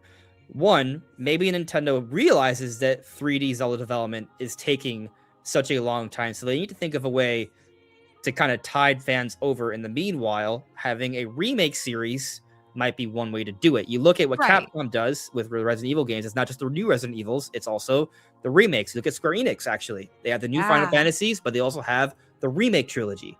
They're pumping them So out. yeah, they're pumping them out, right? Because they're developed concurrently. Mhm. Um, it we see other companies that Nintendo gets along with really well, that have histories that are aligned. It happens for a reason because it makes sense. Right. So I'm just saying, I think it would benefit Nintendo to come up with a strategy to solve for this problem of having to wait 6 to 8 years for a new 3D Zelda. And they've Yeah. already done all the remasters. We're past the remastering point. They got to go bigger now, in my opinion. Mhm. So that's kind of like another point I'll throw out there. But something I think is interesting and why I kind of thought of the Tears in Reality thing. I hope this becomes a pattern. So Nintendo told us when they were working on Zelda U, Breath of the Wild, right? You had Wind Waker. They gave us Wind Waker HD. You're like, hey, we were working on Wii U. We were like, oh, we were playing around with some stuff, and this looked really cool, so we're gonna give you Wind Waker HD, right? That's how it was kind of born. I'm paraphrasing, but something to that Right. effect, right? But it was also a fun teaser because they were exploring around with the open world concept, and Wind Waker was kind of like the closest thing to a true open world for Zelda at the time. So Wind Waker, from a gameplay perspective, was kind of a little bit of a teaser for Breath of the Wild. Yeah. And then we go back to 2021 when they give us Skyward Sword. They made sure to only talk about that first, but say, hey, we'll tell you more about Zelda later on in the year. Mhm. And then they revealed, well, we already knew about Tears of the Kingdom, but they showed off more footage and they revealed the sky exploration, which is really Yeah. interesting immediately after giving us Skyward Sword, which was about sky exploration. So True. they used Yeah. that as a teaser for that gameplay mechanic in that. And so now thinking about this idea that Ocarina of Time remake could be happening, right? If it is, putting that out before the next 3D Zelda might make a lot of sense when we think about this Tears in Reality leak we're hearing about, because the idea is using different spaces, interdimensional puzzles and such, right? Ocarina of Time kind of did a lot of that. Mhm. It was a similar light and dark world mechanic, but it was past and future. Mhm. So if they bring that back, maybe, refurbish some things, maybe add in a little bit of new, that would be a great way to kind of like prime us and tease us for what they're kind of working on for the bigger thing a few years later. That So would be cool. I didn't think about it like that. I never thought about their connections between all of the different ones. just putting it out there, it Yeah, makes sense. You that know, would be really I mean, I'm cool. I'm the crazy man. I'm like the, you know, you ever seen the aliens meme where the guy's like this and he Oh, has the hair? Yeah. yeah. So I like to think there's logical reason behind what I'm saying, but not everyone agrees. So Well, I mean, that could be super valid. I mean, the tears in reality, it's like it's different, but it could the time traveling in Ocarina of Time could easily be that because, like, if you're in another dimension, it could just be because we only know so much about it, and who knows, like, yeah, how it was that's just actually to one be thing, interpreted. right? And it may not even be a real rumor. I think it is based off the track history, but Yeah, no, you me know, too. but I don't know it's how just I one feel thing. about that style of game, though. I don't know if it's gonna Yeah, be Breath of so the Wild tears. I saw your. I'm curious on this. I saw your rankings, and you don't think too fondly of Breath and Tears, actually. Okay, I love them. They're great. They are great games. They are very fun, but I don't feel that they're very and I feel like I get flamed when I say it, like they just don't really feel very Zelda-y to me. You're They're not alone. like you could slap a brand new IP over those two games and like you'd be like, "Oh yeah, this has nothing to do with Zelda." Like it's so like you could slap Minecraft over it, especially on Tears of the Kingdom. It's like, "Oh yeah, this makes sense. It's just a new story mode in Minecraft." I just I miss like the natural flow of storytelling. Like I don't Sure. it's the memories. If they kept everything the same way, like the weapon system, the open world and everything, but they just didn't have the memories and you're just experiencing it like Yeah. as you're finding it out, I think I would feel way different because I love their stories, but it feels like you're watching a little TV episode on the side. Like it's a little anime episode and then Yeah. you're just running around and doing like a bunch of BS. Yeah. So I actually agree with your points. I think I'm higher on Breath and Tears than you, but I agree with what you're saying. Like I Yeah. totally understand that, and I definitely think they should, and I definitely think they will kind of move a little bit more in a direction that you'll prefer. Yeah. And tell me if you agree with this point.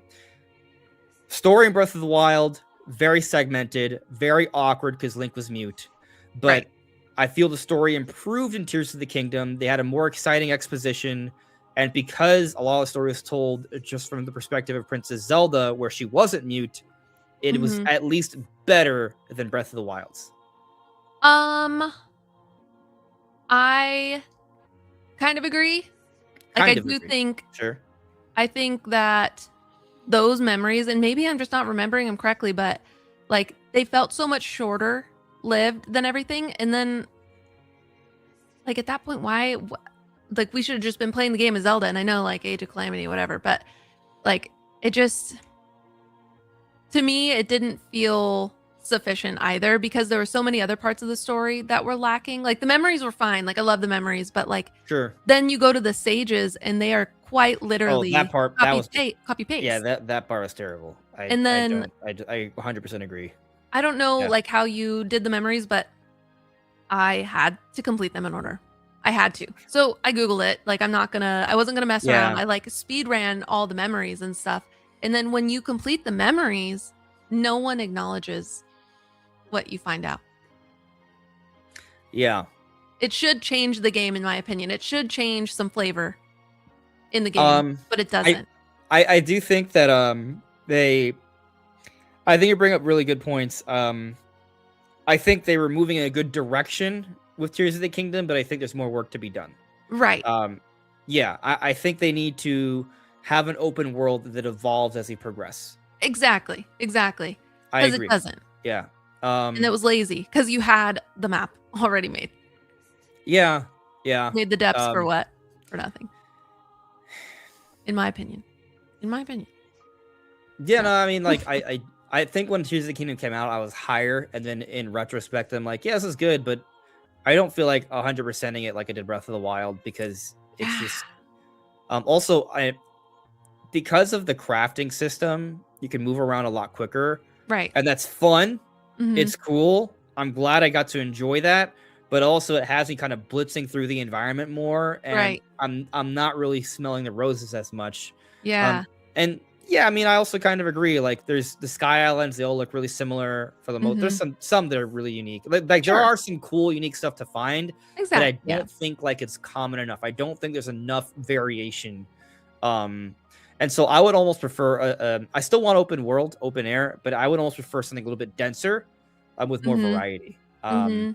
Which is almost kind of like why I'm more excited for this next Zelda game, because we made Switch 2. Switch 2 is way more powerful. We'll be able to Right. accomplish a lot more. They won't be as limited by the hardware. I honestly think like Switch 1, like it just I mean, it was Breath of the Wild was cool back then because it was a huge step up for us, Right. for Zelda standards at least, right? It was very fun. But by the time we got Tears of the Kingdom, so much time had passed. The Switch 1 was so dated, and like, don't get me wrong, what they did with the physics is incredible, Right. but Yeah. um, yeah, I mean, I kind of feel what you're saying. The crafting thing, I don't want. I don't need to come back. Yeah. It's That's a gimmicky. Tears of the Kingdom thing. And I actually think that, with Breath and Tears, especially with Breath of the Wild, they went into it with a perspective of, we are going to make a different Zelda game. We are going Right. to break the convention of Zelda. Like, that was their goal. That was their philosophy. So every time they Mhm. kind of went back to it, it's like, oh, we should do the hook shot. Oh, we should do this. Like, they were like, no, no, let's do something different. Yeah. I They think broke them all now, right. The conventions. yeah, they did. But I think now that they've kind of done that, they're going to get more comfortable with revisiting stuff. And I feel like we saw a little bit of that I in hope Echoes of so. Wisdom. Yeah. That game was So so cute. That was such a fun game. I liked it. Not And as much as Breath and Tears, but right. I mean, it's 2D But Zelda. I usually don't right. like 2D Zelda as much. Yeah, It's and still good like though. it can be really frustrating to play at times, but like it was it was cute, a fun way to introduce Zelda as a main character, and I was really hoping that that was Nintendo putting out a feeler for, maybe people won't be mad if we make Zelda a more playable character instead of making her like just a little plot Yeah. piece. Onuma I think teased it that, did by the fine. way. 6 months before the game was announced, he was asked, "Oh, is there gonna be a playable Zelda?" I was like, "Oh, I don't know. There might be." Laughs, and then And then here yeah, we are. yeah. I'm paraphrasing, but there was something like that. Like, I remember covering the interview, and it was something to that effect. Yeah. So yeah, I worry that the going through the little rifts and fixing everything, like it was fine, whatever, but after hearing Tears in Reality, I'm wondering how in depth that's all going to be, or if it's going to be kind of like how Echoes of Wisdom is, like just maybe scaled up, obviously, a little bit, but where it's like not as fluid as I feel like it was made to seem in the leak, if that makes um, sense. I mean, I have faith in the Zelda team. I think if there's a team that deserves our benefit of the doubt, it's usually them. Um, I also think they've done a. I mean, I think they did a great job with all the abilities in Breath and Tears. Like, I don't have an issue with them per se.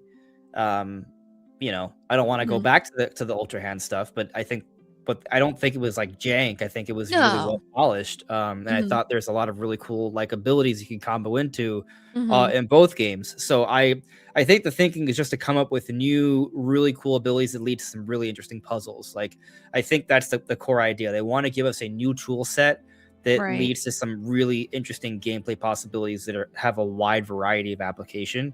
I Mhm. like using that phrase for them because, I mean, that's what it is. Like, it's like you get one ability, but you can do all these different things with it, and then you start thinking Right. about other combos. I love that. So I'm not worried about that part. I think that part's gonna be good. I Um, hope so. yeah. Have you heard about my theory about a hook shot coming back? No, but I want it to so bad. I made a Yeah. video about like wanting some more traditional weapons back because they really Yeah. make the game feel more like Zelda. Just like who cares? Like bring the hookshot back. It's so cool. I don't want to climb everything. No, I think they're gonna. Yeah, I feel like that. I'm okay with climbing, but I think adding a hook shot on top of the climbing makes the climbing Mhm. more interesting. Mhm. And we don't need Ascend. Ascend Yeah, kind of breaks it level does. design. Oh, it's Um, such great quality of life though. yeah, but I mean, a hook shot would be kind of like a nice little middle ground. Like, we could be Yeah. zipping around, we could still reach places very quickly, but we're still kind of Hmm. climbing and stuff, and it's still just a natural limitation of if you don't have a surface to grab onto within distance, then yeah, the hook shot's not going to work. But if there is, then yeah, the hook shot will grab onto it, and you're zooming around, right? It's like, and it's not like in prior Zelda games where it's just like there's a designated target. This would just be like, that's wood, that's rock, it can grab onto Right. it, as long Yeah. as it's not a shrine wall, or maybe even then they'll still have Right. some stuff. So I'm okay with Yeah. that, but I do want them to add more variation. I do want them to Hmm. have a better told story. I think the world should develop. That's actually kind of one of the reasons why I like Scarlet and Violet, because Mm. I think they did a really good job of the story there, because it was kind of like it's an open world, but there's kind of the opening chapter, right, which is Hmm. linear, and then the game Right. opens up, and you have three different kind of like routes, each one telling its own story as you progress. And then once you beat all three, there is a final chapter that also has like its own linear story, right? So like Right. there's different story beats, and there's phases to the game, but you still have this open world exploration. I feel like that would be really cool for a Zelda game. Yeah. That's So it's a great way. It's a good compromise. yeah. But let's go back, because we've just been talking about like what we want to see for Yeah. open air Zelda that's like Yeah. probably years away. Right. Right. You think Twilight Princess is coming out this year? I think Yeah. it's a good prediction, and I might be predicting it too. I'm not sure. I definitely think that's like I'll stick to again, as I said, if it's not this year, it's never. Right. Um, Anything else do you feel like they're gonna do for the anniversary though? Um, you know, I really think that like a little remake of a game. I don't think that a Ocarina of Time is this year, but I was thinking like later in the year, a more little 2D game makes more sense. And that's Or why from I the was Mages kind of and like back Seasons? and forth with like A Link Between Worlds and Ocarina of Time remake. I was like, well, Sure. like A Link Between Worlds, you can't really play anywhere other than your 3DS. And that would be like, in my opinion, probably an easier game for, was it Grezzo's the one that does like the little ones, right? Like they Yeah. probably don't need to do that much legwork to get it to a Switch 2 capacity. Yeah, my only issue with like believing a 2D Zelda remake is happening this year is just that Echoes of Wisdom just came out. Yeah, I guess you're right. But then people Yeah, are saying like they had that game ready for a while. that that is true. So like it's hard it's hard to say. Um, I mean, I don't think it's impossible. I guess what I'm kind of curious on, like, I kind of want to look at like the history of like Zelda releases and Mhm. Zelda release by year. I don't know. I'm kind of like, do we have like a lot of precedent for there to be like really quick follow ups? Is what I'm During trying an to say. anniversary, you mean? Or Not just in necessarily, general? just in general. So I'm looking. Okay, I found a list here. Let me screen share it.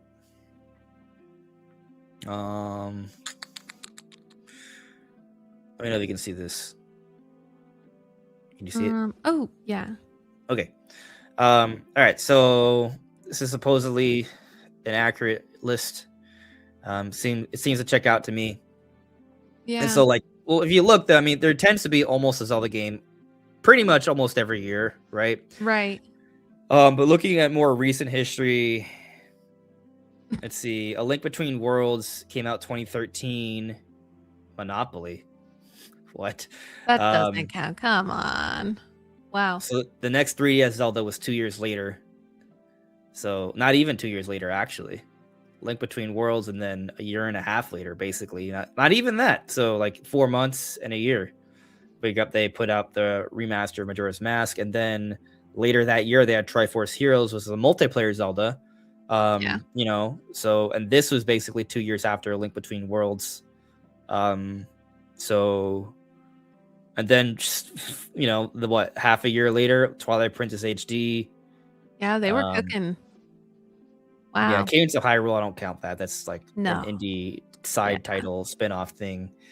But I think I kind of look at Switch One. We got Link's Awakening remake 2019, and then we Mhm. wait until 2024 for another 2D Zelda follow-up.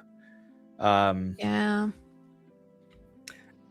No, I mean maybe they'll kind of reverse that a little bit. You know what I miss? I miss how like you look at this Arcade Time 98, Majora's Mask 2000, Oracle of Ages and Seasons 2001, Force Works 2002, Wind Waker 2002, Force Wars Yeah. Adventure, like there was a lot more. I kind of hate how like development cycles have gone so much longer now that we Yeah. don't see quick turnarounds like this anymore. Now, when I was a kid, a year or 2 years felt like an eternity. Right. And so it almost feels like they take as long now, but they Yeah. actually take way longer. Not having the DS versus a major console really makes the difference. But that's why I'm hopeful that they can continue to try and pump out some of the old games that, were not, they already have made. And I don't know how hard it is to turn a game into a Switch game, like a 3DS game into a Switch game. But I mean, so I guess we'll also talk. What are we talking about here? Are we talking about like Link's Awakening remake style, where it's like a new like 3D visuals, right? Or are we just talking about like taking the pixels and redoing them or something? I don't know how they do it, but I would say I'm talking more like Link's Awakening remake. Yeah. I would love to. I mean, if they use the same art style, they could probably turn it out pretty quickly. Yeah, because they look really close. I almost Yeah. feel like they modeled Link's Awakening after A Link Between Worlds, because I don't think there was another one that looked similar to that style before. A Link Between Worlds? Maybe I'm wrong, but I'd be disappointed if they use that same art style. really, I you feel don't like it? well, it's not that I don't like it. I just Oh. feel like it doesn't represent a Link Between Worlds. Let me show you. I see what you mean. They're not exactly the same. Like Link's Awakening remake is very. I mean, well, okay. So I think the original art style is closer to a Link. Okay, I understand what you're saying. Also, Link's Awakening art. Let me see. Like if you look at Link's Awakening art here. Wrong. I'm not adding anyone else. Share screen. Right, like look at this. Right, like that. That's Mario. Yeah, But like that art style is not this. you're right. It's not as like lighthearted. I actually remember when they had like the art style that was like this, right? And they kind of like were like, no, it's actually this. Like it was actually kind of. I like this art style a lot. Do It's not so get cute. me wrong. Yeah. But this is the art style for Echoes of Wisdom. Yeah. And so I'm kind of like, all right, we got 2 Zelda games in this style, right? We also got 2 Zelda games in the Breath and Tears style. That was Switch 1 stuff. Yeah, I'm you're ready right. to move on. I kind of want a new era for both. Mhm. But to your point from earlier about like Echoes of Wisdom being done well before it actually came out, we don't know what it is they've been working on for how long. I don't want. I also kind of feel like, why did it take them that long to put out Echoes of Wisdom? So Yeah. yeah, maybe there's something else that they're cooking. I'd love to see it. I'll just be disappointed if they reuse the same art style again. But Yeah, I feel like they definitely would. If it was going to come out soonish, I feel like they definitely would. I mean, they could tweak it a little bit. They could maybe make their eyes have a little bit more life than the tiny little oh yeah, the black little holes of this game. But little beads. because I mean, I honestly, they're not too different. The styles between A Link Between Worlds and A Link's Awakening, like the remakes, they're not that Sure. different, but they are. I'm gonna Like put a question to the poll. What top-down Zelda would you want? Would you want remade the most? I can put 4 options. Ooh, Minish Cap would go crazy. All I right, love the Minish first Cap. one. Thank you for the suggestion, Minish Cap. So what else should we put there? You want to put a Link Between Worlds? Mm-hmm. I think it deserves. It was such a good game. I mean, I agree. I want to see it. I'm gonna put Oracle of Ages and Seasons. I hated those games as a kid. I got to circle back to them as an adult and see if Maybe that's why they need a it was a remake. skill issue. They need the quality of life updates. Yeah. What's a good 4th one? Well, we got Minish Cap. Do we want to do a Link to the Past? What else is left? Ah, Link to the Just Past would Four be Swords. amazing. Like that's I mean, that is a classic. So A Link to the Past. I can only put 4 options. So those are the 4 we're putting. I feel like people want A Link to the Past. Easy. Like, You think that's the winner? maybe actually, like after thinking of all the other options, because A Link Between Worlds, I mean, if you have a 3DS, then you can still play it, but A Link to the Past would be so cool to have as like a little more 3D moment. I think the fun thing is that no matter which one it is, I'm buying it. Right. Yeah, that's the problem. Yeah. It's like whatever they put out, like as much as I don't want to be up Nintendo's butt about like just buying whatever they put out, like that's just the sad truth. If it's Zelda, I'm gonna Oh, buy I'll it. tell you this: if it's like a Triforce Heroes, Four Swords Adventures, I might not buy. It's I was yeah. really scared when I saw the patent, and then someone made the point of like, "Oh, that doesn't mean like they're just renewing the patent, likely. Maybe. That's my hope. That's my hope. is that they're just I mean, so renewing it. like, but the other thing is that one thing doesn't have to mean the other is not going to happen, Right. right? Like, I would say Four Swords and Triforce Heroes are very different. So I think they'd be mostly worked on separately. I wouldn't be like, oh man, this is happening, therefore there won't be a new or remake of 2D Zelda anytime soon of like traditional. By the way, 31 votes in after a minute, and A Link to the Past it's head and shoulders above the competition. No, I said A Link to the Past. Or A Link Between Worlds is dead last. Yeah. Well, okay, guys. I think you need Yeah. to go back and play the game. But I guess we're talking a remake. A remake is different. Like it doesn't necessarily like it looks good. It might be the case that like because A Link to the Past is a classic and A Link Between Worlds is related, it's kind of like stealing votes from it. Yeah. Meanwhile, I feel like Minish Cap and Oracle of Ages and Seasons have their own like fan bases. Yeah. They're the Capcom Zelda games. Minish Cap and Oracle of Ages and Seasons. True. Minish Cap has a special place in my heart. That's, I think, like I said, I'd be happy with any of them getting remade, but I would. Right. I want Minish Cap the most personally. Although that'd be really cute. A Link Between Worlds, because it's already like, it wouldn't. The thing about Link Between Worlds, it's like because it's already a 3DS game, they wouldn't necessarily have to remake it because it already has 3D visuals. They would just have to remaster it, I get is what I'm saying. Like, yeah, it still needs a significant visual leap. Yeah, absolutely. You're not like rebuilding it from scratch here, right? So, or at least Cheaper. you wouldn't need to. Yeah, cheaper. Good point. We've seen some different 3DS remasters, so like, Nintendo might be like, hey, if we want to turn around one real quick. That would be an easy one. A Link Between Worlds would be a lot more feasible to get out this year, shortly after Echoes of Wisdom, than the others. Yeah. Is Oracle of Ages and Seasons on Yep. NSO? It is? Yep. Yeah, it came out a couple years ago. Okay, that's what I thought. Yeah, A Link Between Worlds is the only one that you can't really play on their stuff. Yeah. Yeah, that's true, actually. So, this is hilarious.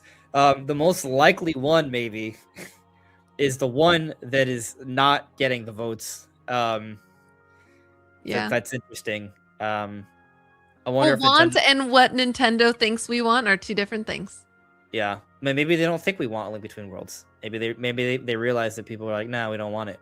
So I wonder how different it is in Japan. Like what people like. Do the Western countries want slightly different things? You think? I mean, I think that's probably why they put out the surveys and stuff. Like they have a research team. I'm sure there's a big part of their job is to figure out which regions like what and what more, and so they try and sort out that stuff, and that I'm sure that has an impact on what they want to do. I also think like sometimes this comes down to what the developers want, and then if the developers bring an idea to Nintendo, they're like, the higher ups that make the calls. They're like, oh, that could make money, sure, right? Or I don't know, might not be worth it. Yeah, like Retro Studios had like a really cool Zelda concept that would be based off a male Sheikah, the last remaining male Sheikah. Would have been like cool. So dark and edgy. It didn't make it past the concept stage. There's a lot of things are like that, but the Tingle games did. Oh, Tingle game. That would No, be the fun. Tingle, the old rupee games. Like, have you like the Yeah, Tingle yeah, balloon those trip island of got love? greenlit. Yeah, those are fine. Well, I feel like if Retro did a Zelda game like that, it would be expensive.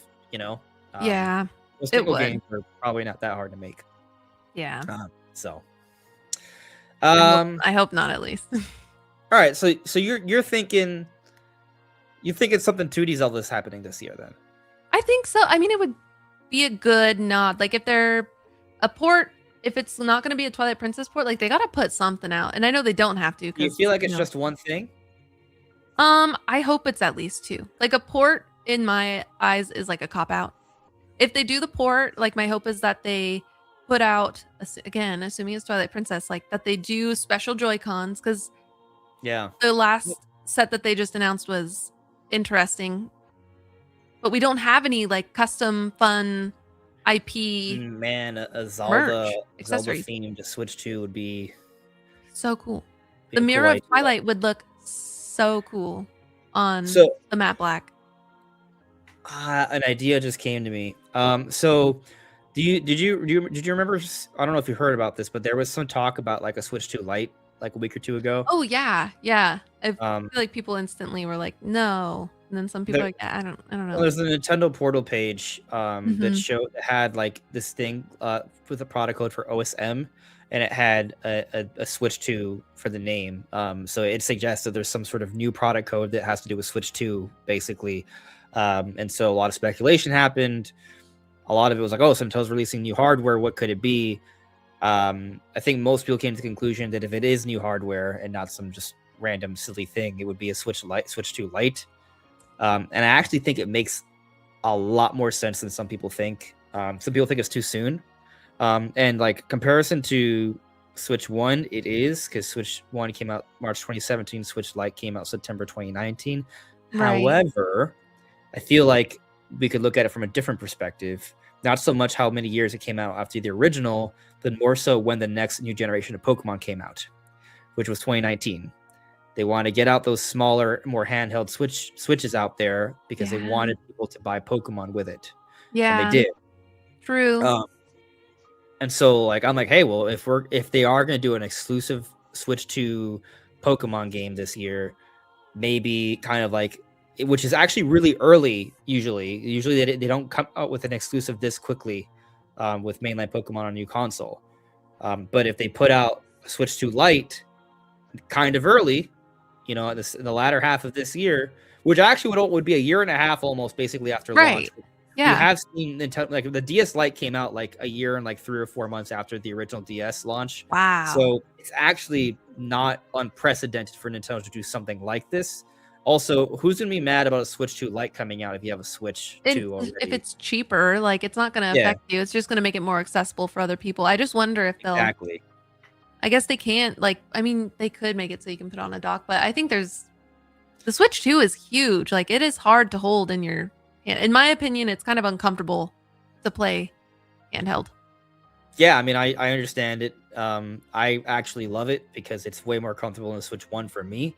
Oh, But I okay. probably have bigger hands. It's just heavy. It's just so heavy. Like, it hurts my like. Maybe I'm just weak, but I don't know. Like, I do heavy lifting at work. You know what I mean? Like, I don't know. A Switch Lite could be very comfortable for Switch 2, but The I Switch wonder if 1 it would Lite be was on the really TV. comfy. Switch 1 Lite was really Yeah. comfy. Yeah, I don't know. I don't know what they're gonna do with that. I kind of hated that you weren't able to dock, but that also kind of gave the Switch 1, the base Switch 1, an important thing. It's like, Right. hey, you want to if you spend an extra $100, you will have the ability to dock. The thing Right. is, though, a dock is kind of expensive. Like, if you could just Are. buying the dock is almost kind of like the cost difference already. So, Yeah. I mean, maybe it's different for Nintendo because they may not. I don't know. Like, I feel like they probably make a lot of money from the docks. Docks are probably not that expensive for them to make.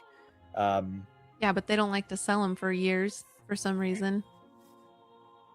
Yeah, You can't get a second dock unless it's third party. It makes me so mad. But yeah. Yeah, that's weird. I don't know why they do that. But Anyway, I'm just putting it out there that like it's not that crazy. I don't think it's that crazy that a Switch. I mean, maybe it is too soon, right? Maybe there's something else to it, but I honestly think that if they wanted to do it, they could get away with it. Yeah. Prices across the board are going up. If they want to come out with a cheaper model, because they're going to have to raise the price anyway, perhaps for the Mm-hmm. Switch 2, this is a good kind of like compromise. It's great for Pokemon sales, and it might Yeah. also be great for a 2D Zelda game as well. It would, Which, by yeah. the way, what happened in 2019, the launch title for Switch Lite was Link's Awakening Remake. So, Yeah. I mean, it That would would be fit. a really good idea. And it's the holiday season. And I mean, I don't know. My nephew got a Switch Lite for Christmas this year. And Yeah. like I'm holding my Switch 2 next to him. I could not imagine him holding a Switch 2. It's comical. It's not. How Yeah, large I it mean, is. that's a good point. Like, I'm thinking about it as an adult. Like, for me, this is like Right. perfect. Right. This feels so comfortable for me, but I'm a grown man. Yeah. Yeah, it's like a kid. Right. Like the Switch 1 was already big. Right. This is bigger. So I think you're bringing up a good point. Getting out something more kid friendly quickly, especially with these really high prices, might just be a really smart business move, especially ahead Right. of Pokemon that's coming out pretty early for your as an exclusive for your generation. Supposedly, it may still be come out for Switch 1, which I think would be bad, but also, we'll see what happens. Anyway, there might be Yeah. something to that idea. Maybe they tie in some sort of Zelda thing there. I'd be so Um, mad if they came out with the Switch 2 Lite that's Zelda themed. Oh, I'd be dude, furious. that's what I would be bother so me. mad. It wouldn't be that there's a light, but there's a Zelda theme. Yeah. Yeah, so What I am I mean, gonna do? would it Buy bother you that? if would it bother you if there's just a Zelda themed Switch 2? Oh my god, 'Cause yeah, I'd be they so have mad it. because I was Yeah. holding out. I was like, I'm gonna hold out. I'm gonna wait for the special thing, but then it's like I started to lose hope, and here we are. Now I own the Switch 2, but I will buy it. Don't get me wrong. Yeah. I'm gonna buy it and I'm gonna sell the old one. I have 3 Switches. I have Let's Go Eevee. Technically, I had 4 at one point. I had the original one. I had Let's Go Eevee, the Animal Crossing one, and I have the OLED Zelda one. I have like 4 3DSs. They're all Zelda. I'm not against rebuying consoles. I'm some collector's anxiety there. Yeah. All right, let's I don't know. I know you have I mean, I don't know if I would call it a time crunch, but I know there is a time. So let's wrap up what we think's gonna happen. Yeah. And if you have time, you can stick with me for some Q&A, whatever works for you. So this is what I think is happening this year, right? I believe we're getting, call this a safe prediction, but I think we're gonna see the reveal for the live action Zelda movie towards the end of the year. I think there will be Zelda concerts. I think we are going to get a teaser for the next big Zelda game project. Be that if it's the new one or the remake, there's going to be a big teaser. I think it's probably for the remake I've been theorizing about, but there's going to be like a big 3D Zelda teaser at some point this year. I also believe there will be a couple smaller Zelda releases, and then we're going to see the merchandising stuff. We're already seeing the Lego stuff already. And one more thing that I haven't mentioned here, but I've mentioned it before. It's nothing too mind-blowing. But I think we are going to get the Zelda park confirmed for Super Nintendo. Oh my god. I would die. Yeah. But they just announced the Pokemon Park. And it's not even out yet. So it'd be years and years out. Yes, but also no. So okay, well, my point. So they made that announcement, but they did not announce it specifically for Super Nintendo World. And technically, Pokemon Company operates independently from Nintendo, even though there's, shared ownership there. So I actually still have a great deal of optimism that the next Super Nintendo World expansion is Zelda, but they're doing something else Pokemon at the same time. That would be so cool. That's maybe it's Hopium, but I was actually at the park in October for my birthday. Oh, okay.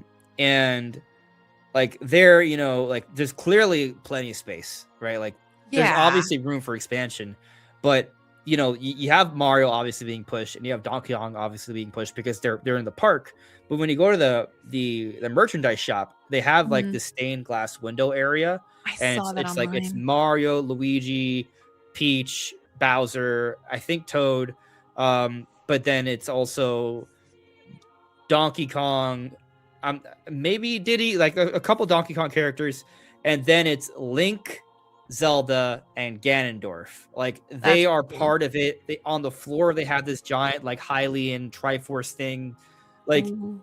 they kind of prepared the merchandise shop for these three different like IP to be represented by the park. So they already have two of them, and if Donkey Kong, like, it makes sense from a historical perspective why they did that as a second expansion, because Right. Donkey Kong's kind of like really big for why Nintendo made it into America, and that's where Mario's born from and stuff.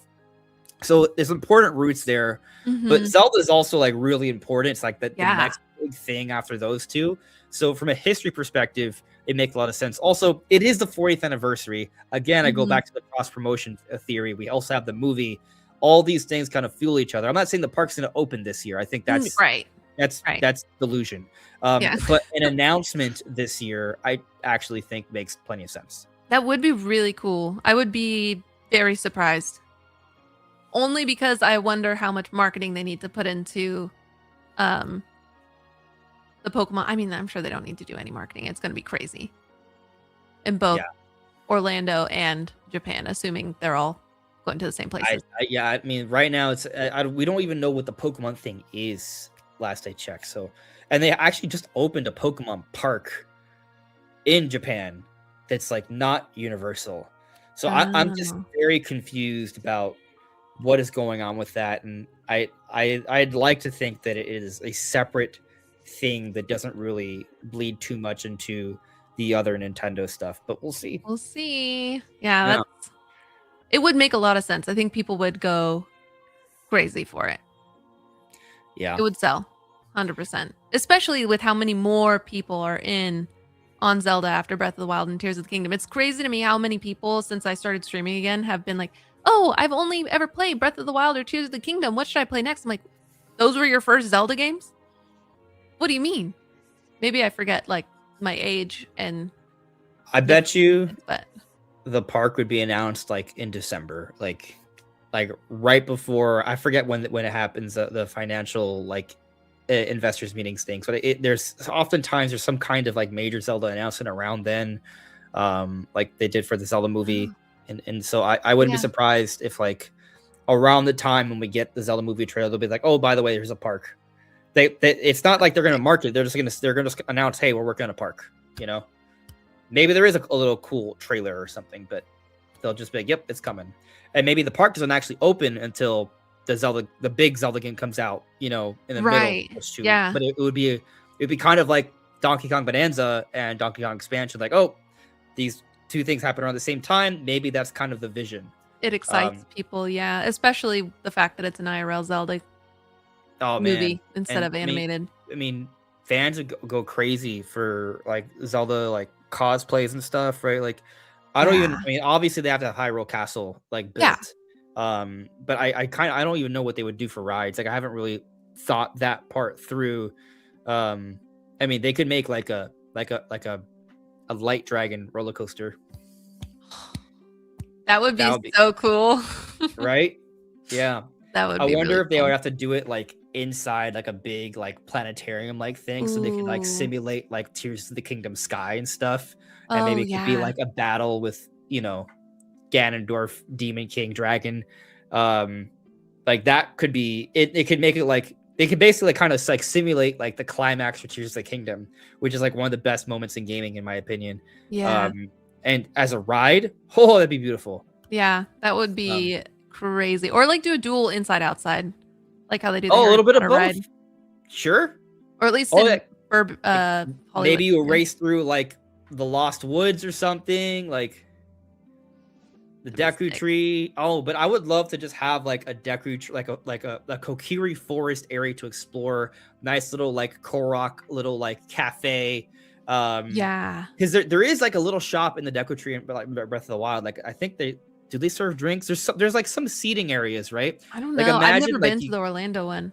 I haven't been since I'm they did talking about Mario in Land. Breath of the Wild. Oh, There's like some seating areas in the like inside the Deku Tree. Like imagine like we were yeah. to like That would be build so that cute. for a park. You should go to Orlando, by the way. I It's know. I want to awesome. go so bad. That would be so fun. Yeah. Well, I'm Yeah. going to Japan, I think, later in the year. Now I'm And I'm jealous. hoping to go. I know. I'm Yeah. so excited. I've been wanting to go Yeah. for so long. That's But awesome. is there in Orlando at the Nintendo Land, do they do Peach's Castle? Or is it no, like it's just the green hills? No, yeah, there's a castle. Um, you have Peach's Castle and Bowser's Castle at Oh, Super Nintendo World.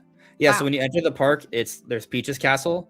It's not like super fleshed out. Like you're not walking through like several rooms and paintings and stuff, but Oh. everyone does walk through. You see like the sun logo. You know, like there has like the sun, like you see it on the floor. Hmm. There are a few paintings. Like so they do that. Oh. Yeah.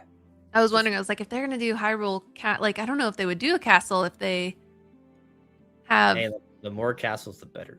Yeah, no, I wouldn't complain either way. I just Um, wonder because then a Great Deku Tree would be like a I mean, massive one that would be if like I a have to replacement. pick, because there are already castles, I would be like, yeah, do a Deku Tree, sure. That would be Like, pretty cool. and they could actually like the Master Sword's there, right? Like you know how Mhm. at Disney World they had the Sword in the Stone. Yeah. Like you gotta have a Master Sword in the Stone thing, so people can just come take pictures, try and pull it Oh, out. The that'd be Deku Tree's right there, and then there's some kind of ride, and there's a cafe in the park, like. Actually, I think it makes a lot of sense to have like a Kokiri Forest like ride that could even be kind of like it'd be like because there's like rivers and water around the Deku like the Kokiri Forest, like they could Yeah. act like kind of like a little bit of a boat ride, and it's kind of like misty and spooky in places. Because they have a part that's like kind of haunted looking. They have like a very magical fairy like area. Like they could easily make that could be like a nice like complimentary second ride to the giant crazy dragon roller coaster or whatever they do. That'd be sick. Yeah. Yeah, I'm dreaming here. Yeah, I think that's a really lofty hope. But I mean, I do think that's in the future. And if they announce it, that would be honestly, I think I'd be more surprised by that than anything else. I don't know if they will Howard advertises this year. I think just Yeah. announcing that it's in the works. Yeah, they have so much to advertise right now. Yeah. That's Well, the I big mean, problem with Zelda Anniversary right now.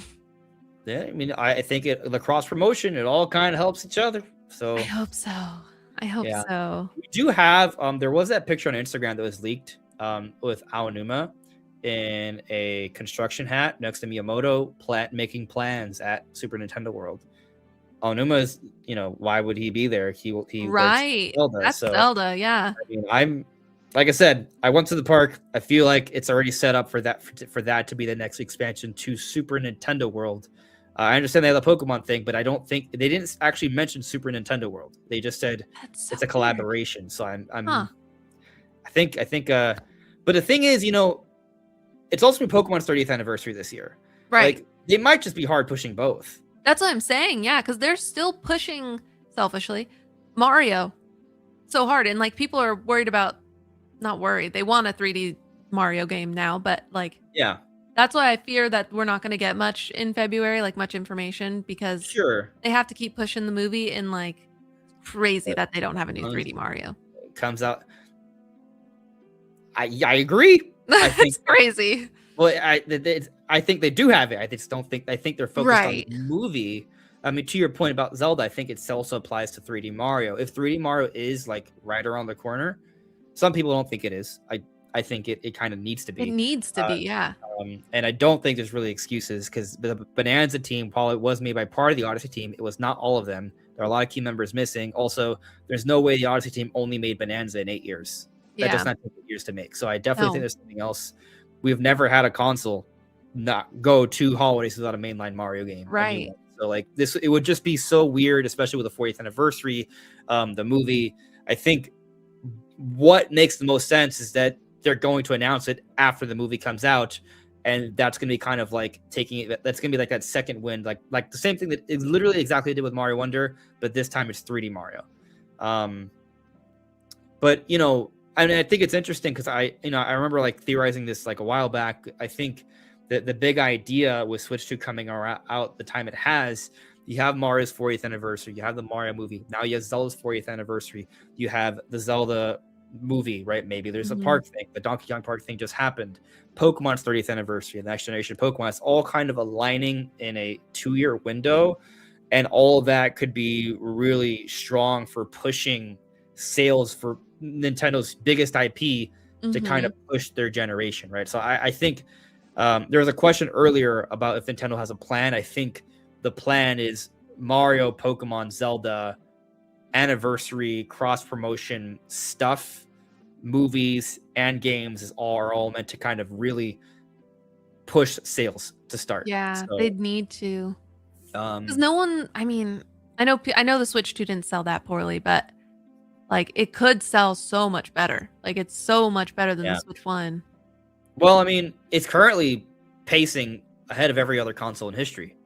That's great. So, like, the thing is that right now, because everything's so expensive, in November sales were down across the board, but in Hmm. December Switch 2 had the best December in the industry, and they're still pacing for the 19 million, which is 4 million ahead of their 15 million forecast. So like they're still doing good. Right, right. Um, but But it feels bad right now. there is a little, there is still like a little bit of a, it feels like they've lost a little bit of momentum. Yeah. I wonder how much of that was by design.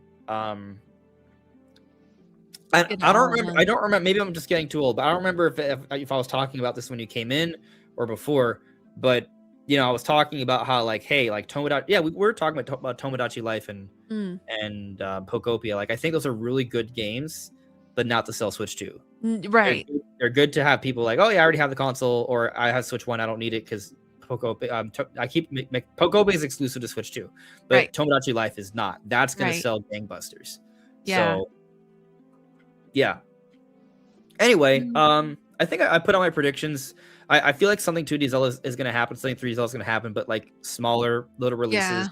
teasers for big stuff, you know, concerts, movie stuff, and Hmm. at the end of the year they'll confirm the park, in my opinion. I don't Right. know if you had. I know yours is a little different. You're strong with Twilight Princess.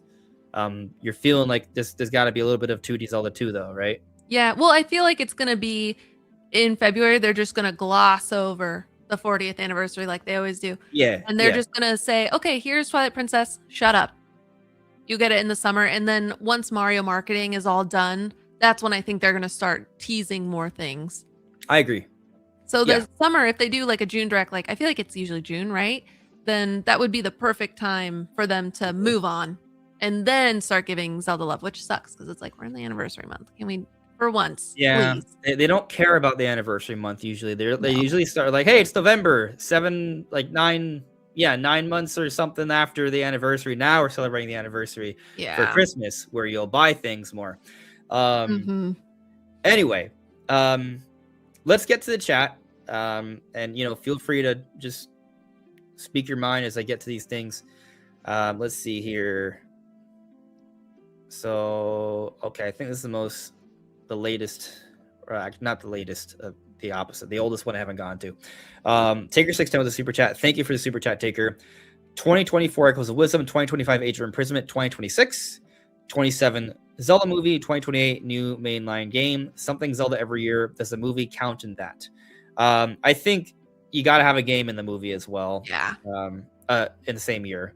So that's the year I'm predicting Ocarina of Time remake. So yeah, That'd be cool. and, you know, there's something I actually didn't bring up. Actually, so there were two really curious interviews that Aonuma took part in December about Zelda, and one of them was about Age of Imprisonment. And at the end of the interview, he was talking about how Koei Tecmo kind of beat the Zelda team to the punch in being the first Zelda on Switch 2. Right. And he says, "Look forward to our Zelda," which to me is kind of like, how do you say that and not have something really soon? Yeah, they So have to have something on the lineup.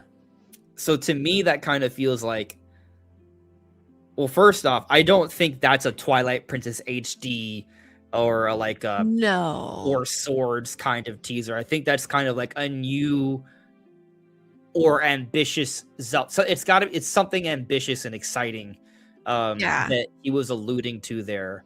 Now, if you'll notice, I didn't predict anything super ambitious to come out this year. I predicted something to get teased this year, but I Hmm. mean, I think that's kind of good enough for what he said to make sense. But maybe there's something more to it.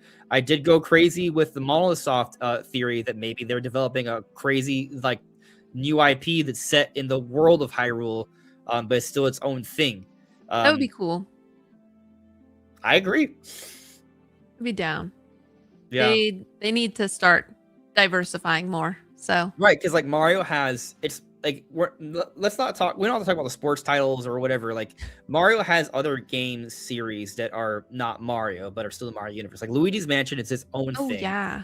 Donkey Kong is its own thing. Mm-hmm. Mario Kart is its own thing. Right. Right, but they're technically a part of the Mario. I don't want to call Donkey Kong a spin-off of Mario because technically Mario came Right. from The other Donkey Kong. right. But same difference, right? Mm-hmm. Zelda doesn't have any sort of other series that have branched off to that extent. You could argue Hyrule Warriors, but that's not really like an internal like Nintendo thing. That's a third-party collaboration. It's a Warriors game, very hack and slash, repetitive. I'm thinking about something on a higher scale than that. Obviously not open air Zelda because that's literally like the biggest budget thing Nintendo has to offer. But something that is kind of like Luigi's Mansion level, I think Nintendo needs to get to for the Zelda universe. And so if they had a game that kind of was like an action RPG series set in the world of Hyrule, so you gotta get different explorations and adventures of the world of Hyrule, but not necessarily based off Link, or like there's a lot of potential there. Now, maybe this is another crackpot theory, but like, you know, at some point or another, I think they got to do something like that.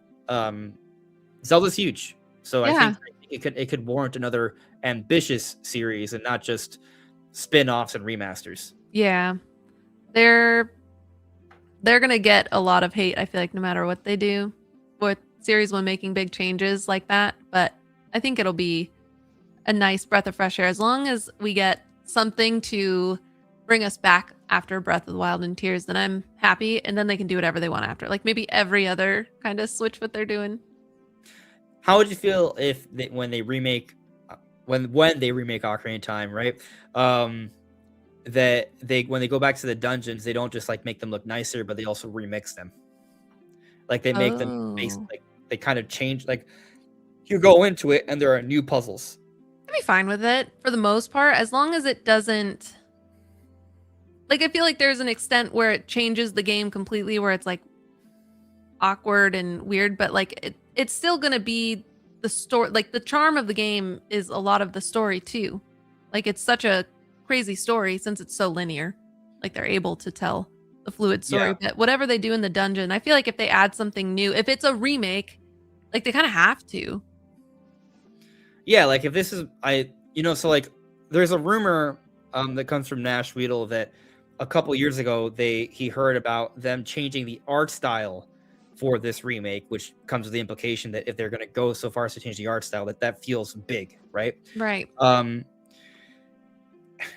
like, I think that if they were to go big like that, if this is more than just like a remastering, then they would. And if it is taking so long, this should be more than just, hey, it's a carbon copy of our reskinning it. Graphics. Yeah, I think there would need to be a little bit there, and something else that I know some people think I'm crazy for kind of like theorizing on, but again, I don't actually. This is one of those things where I wouldn't call it a prediction. I just think it's interesting, and so I'm pointing it out. Right, with the Ocarina of Time Lego set. Did you see that trailer for the Lego set that came out? Like ago? Did you notice how at the end, like Link jumps up? Yeah, I wonder. He can't do that in the actual game, though, right? So, like, if they were to kind of go back to Ocarina of Time and kind of rework it a little bit, I could see them kind of adding, like, you know how like in Skyward Sword you had the sprint and you can kind of climb up walls a little bit. Yeah. I wouldn't be expecting them to go like full Breath of the Wild where you can climb every surface, but if they add like a sprint jump option where you can kind of climb up a little bit and jump off some structures, adding a little bit of like, some extra elevation there, and you can jump off and do jump attacks. Again, I totally understand this is probably me looking too deep into it. They just wanted to make it look cool. But what if it's more than just them making it look cool? It's like a hint towards them varying up the gameplay a little bit. I I think it's like if it's a remake, then that makes sense. It's not a huge change. Like it's just like if they're gonna probably slap a huge price tag on the game, like they gotta change some stuff. Oh yeah, this is at least $70. Yeah. Yeah. So it would make sense. I mean, that's not egregious. That's not an egregious thing to change. Like it was silly that he couldn't jump. And I don't know if that was like That technology of the time. but now we're accustomed to jumping. So, Right. if you're gonna kind of go back, like people are like, well, if like this is not like Skyward Sword was like a very simple remaster. Like they were like, hey, let's just upscale it to HD Mm-hmm. and slap on dual analog controls, and there you go, basically, right?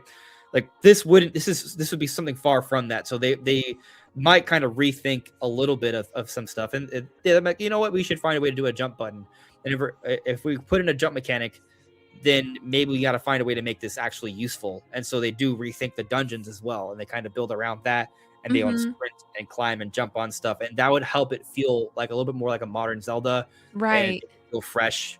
And if you're just kind of reworking the dungeons, but the overlying the overall structure of the game is still pretty much the same, they can still kind of tell that story. Mm-hmm. Um, and I think it's interesting you talk about how the story was good in Ocarina of Time, because like the first 3 dungeons you have to do in the exact order, Right. or I think it's the first 4 technically. I think, but after Oh, the that, forest. but then after that, you could technically do the fire or water dungeon in any order. So it's kind of like another phase, and Mm-hmm. then you could do the Spirit or Shadow Temple in any order. I wouldn't be against them kind of having like, all right, so you have the forest. I mean, the forest one you got to do first, Mm-hmm. regardless. That's like a Right. tutorial. But I wouldn't be upset if they were like the first, the second, and third dungeon. They are also like, hey, you could do these in either order either. And Yeah. so every couple dungeons, there's like a new phase, which is already in Ocarina of Time. They just kind of like expand on that a little bit. I Mm-hmm. actually think that would be pretty cool.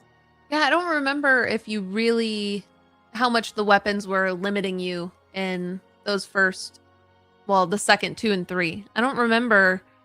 It's been so long since I replayed through them. That'd be the only thing limiting them, is if whatever item you got was Yeah, holding right. you I'm trying. back. I'm trying to remember like what. So in the fire, I mean, the fire dungeon there's not any limitations because you get that right after. You can go there pretty much.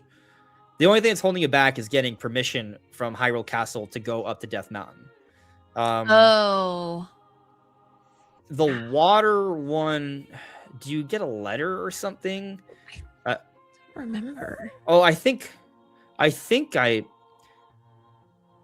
I remember that you have to go and you have to play Zelda's song to get into Zora's domain. I think I don't, I'm just trying to remember if you Yeah. need to do the, um, there's probably something like you do get the arm bracelet. Maybe you need that shrinks to move something to allow you to get further into Mm, Zora's domain or something. I don't know what it is that they limit you, but I think yeah. they could play around with that if they really wanted to. I don't know if they will, but Yeah.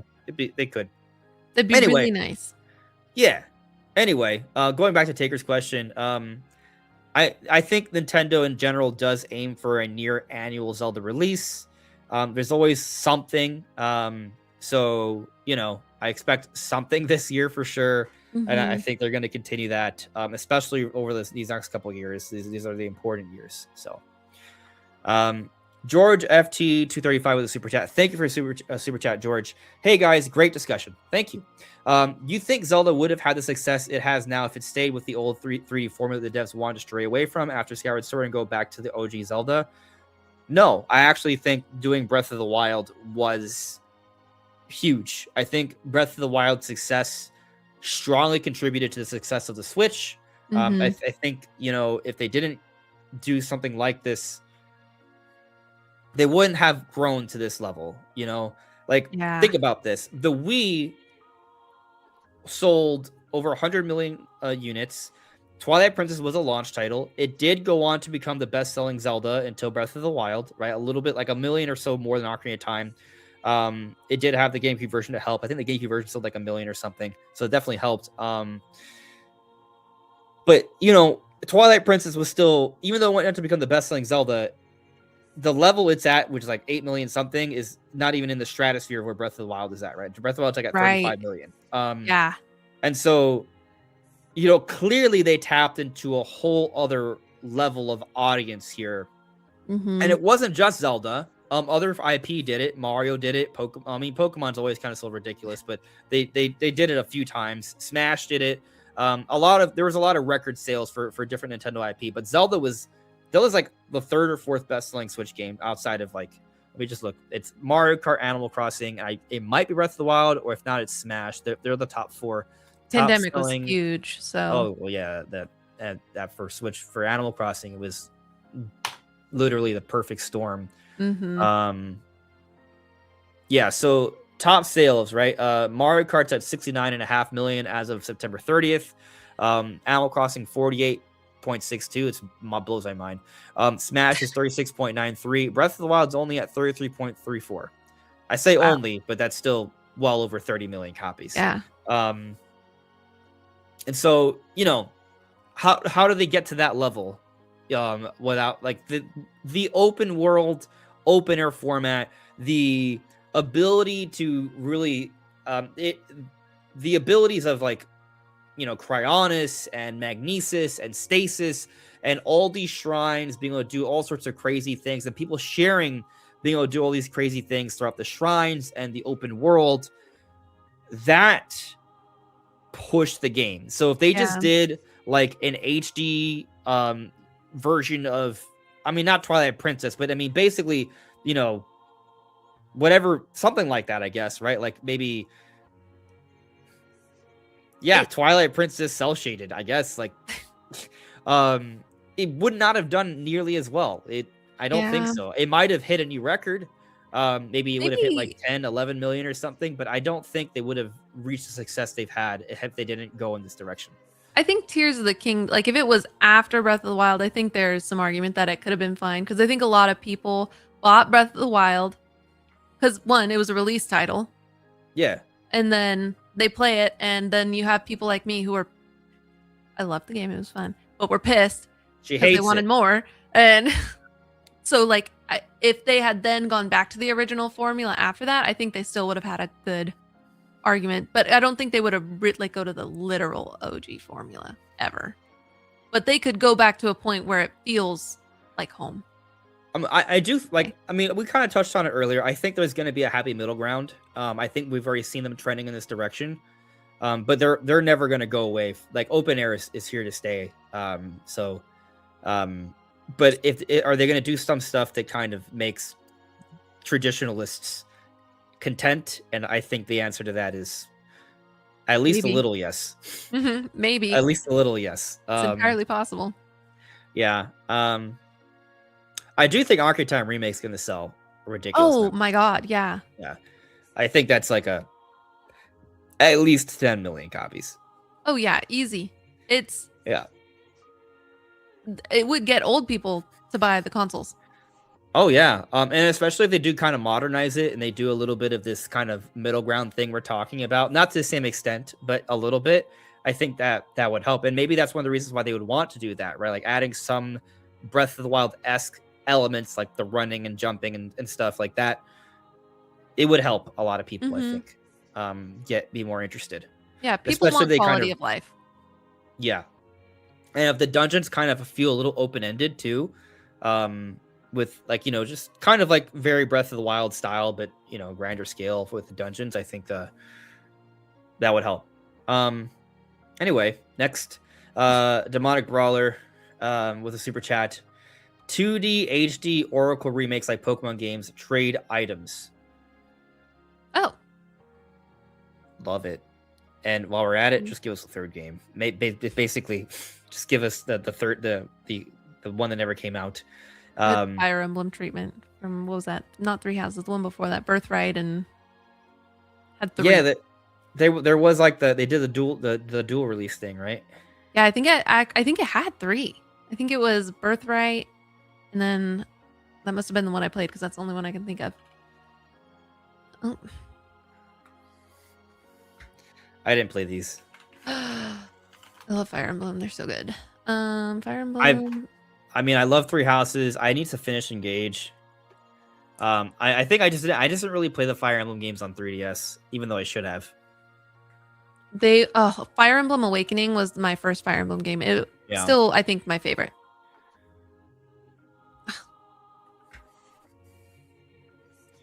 Yeah. I'm all about a 2D. Have you seen it, Adventures of Revelation. Elliot? Have you played No, Adventures of Elliot? All right, no. so there's a demo. Look it up and download it for your Switch too. It's a demo. It's free to play. It's a Square Enix HD 2D style game, but it's like an action adventure, very Zelda-like. Oh, I know you like Zelda, yeah. so you're gonna be like, "Oh my god, this is so cool." That sounds fun. I'm Trust me. down. Look up Adventures of Elliot. Download the demo for your Switch too. You will not regret it. And if you regret it, then I don't know. Then I'll block you. Play. Sure. Yeah. Oh, I've seen that. I've seen this photo. It's really good. It's very, very good. It's coming out this year. It's gonna be great. But like that kind of style for a Zelda game would be awesome. Yeah, that'd be cool. Actually, that's what's kind of crazy. Like because think about like Oracle of Ages and Seasons and Minish Cap were made by Capcom. Like what if the HD2 thing's a Square Enix thing, but what if Nintendo did reach out to another company like maybe Square Enix to kind of go back and redo some Zelda games to give Grezzel some time to do something else? And like because Echoes did just come out, like they wouldn't maybe have the time to get out another new remake by 2026, but maybe another team could. I don't know if I'm sure there's other teams other than Square Enix, but I wonder how busy they're about to be. I feel like they're making a bunch of stuff very too. busy. They're very busy, Yeah. but there are so many. That would be cool. Teams, so I don't know every development team at Square Enix. So right. Yeah. But that would be cool to have a bunch of new little takes, as long as they're not like the mainline things. I think that's a huge risk for them to take because I think people are getting sick of Breath of the Wild, so they need to have a banger for the next one. Yeah, for sure. Otherwise, we'll have some issues. I'll have some issues. I'll have some worries. All right. Next super chat here from Andrew Brightwell 914. Thank you for super chat. So sorry, I just got off work. Have you said anything new about an Ocarina of Time remake? Can you recap when you get a chance? I don't think I said anything new. Nothing new. Just that I think we probably are getting some kind of major Zelda teaser this year. I just don't think it's coming out this year. But I still think we're getting some kind of Zelda stuff to come out this year. I think Twilight Princess HD does make a lot of sense. I don't think that'd be the only thing. Maybe there is some kind of 2D Zelda stuff. So some light Zelda games, concerts, big teaser for next year, Zelda movie advertisement, maybe a park announcement at the end of the year. Something new regarding the remake. I mean, we just kind of talk about different ideas. Yeah. I think we came up with like some cool stuff, like just how they might rework the game a little bit, which would be fun. But nothing, no new discoveries on like, oh yeah, this is for sure happening. I mean, I already feel like there's enough personally to believe that. So, can't get too delusional about it. I'll tell you this: if Nintendo teases the Ocarina of Time remake this year, those Lego sales will shoot through the roof. Yeah. So cross promotion. Yeah, they need that. Yeah. I'm so excited for the Zelda Legos. I have the Deku Tree. That was like one of my first California nursing paycheck purchases. So very excited for the next one. Yeah, that'd be awesome. So hear me out. If they announce this Twilight Princess HD, if they announce a Zelda game to come out soon in this direct next week, to me, that's an alarm sign of, oh, they're going to put this out quick, and the summer, they're going to have a big teaser for the future. Yeah. But if there's no Zelda announcement at all, would be crazy. Then it wouldn't be an alarm sign. It wouldn't be like, hey, get ready. I would be like a little worried. Yeah. I wouldn't write anything off either yet. Well, if they leak it, if they already have the leaks of Tears in Reality or whatever they're going to call it, like they've got it, because I always wonder. I don't know. I don't have any sources, but like I always wonder if Nintendo plants things for people to leak to like feel out what people are saying. I know people think that. I can't say with certainty. I do think that whatchamacallit, in general, they hate leaks. I do believe what are their names? The two ex Nintendo employees, Kid and Krista. Oh, Yeah, they used to work, I believe, in the marketing department, and they've talked about how Nintendo doesn't like leaks. At the same time, I agree. I still also kind of wonder if sometimes there are some, because the leaks contribute to the marketing. Like me being honest here. right, right. And I'll say this, and I found this to be extremely interesting. This doesn't happen. This is like not even a once a year thing. It may be less, but I had a video blocked last year about the Pokemon Terra leaks. Really? But here's the interesting thing. They didn't block the video because of any of the Terra leaks I covered. They blocked the video because I shared what I thought was an artistic recreation for the Mega Evolution for Alligator. They didn't What? like that I showed off basically the design for Mega Alligator for the Legend of Oh. Zelda that was about to come out. The video got blocked for Oh. that, but they didn't care about any of the Gen 10 Terra leak stuff, the documents, the footage. That was not claimed. They did not care. They cared about the spoiler of Mega Alligator. That doesn't make any sense. Or does it? They cared Yeah, right, because right. from their perspective, the marketing team is probably trying to be really careful about controlling spoilers for content of the game that's about to come out. But for a game that's a way off and these leaks aren't necessarily representative of the final product, it's just good marketing and conversation about the future. So I'm just pointing it out there that while I don't know exactly Nintendo's stance on if they've ever kind of put out a leak, I think usually they probably don't. They also don't take them down unless it's something that's about to come out. Usually. Usually. I mean, There's exceptions. There's exceptions, like, as I think there was like this massive like data breach at Nintendo once, but it's just interesting how selective some of these things are. Now, also, Pokemon Company handles things separately from Nintendo, so that's a whole other thing to consider. But again, just interesting that that's what they blocked, and not all the other way crazier, more interesting stuff. Yeah, no one cares. I was actually pissed because I was like, am I even gonna cover this in this video? I was like, I really like for alligator, so I'm gonna cover it. Like, I could have just not covered it. And yeah, so whatever. Yeah. Anyway, we're caught up with the super chat so far, so I'm gonna get to the live chat. Real quick. Let's see here. Oh, there's apparently more. Yeah. Okay. There's a couple more. Okay. Maddie Moog, thank you for the super chat. Do you think Breath of the Wild 3 should be more or less like Elden Ring? Well, I don't think Breath of the Wild 3 is gonna happen. Like it's gonna be open air. It's gonna have like the cool abilities. That'll be its own thing, but it's not gonna look like Breath of the Wild. It's not gonna have the same art style. I don't think it's gonna have the same characters. They're gonna move on to a new era, new characters, new generation of Zelda, new art style. But it will be open air. So yeah, well, engine doesn't mean the same. Doesn't mean it looks the same, but it could play. I mean, Wind Waker and Twilight Princess are the same engine. Oh, really?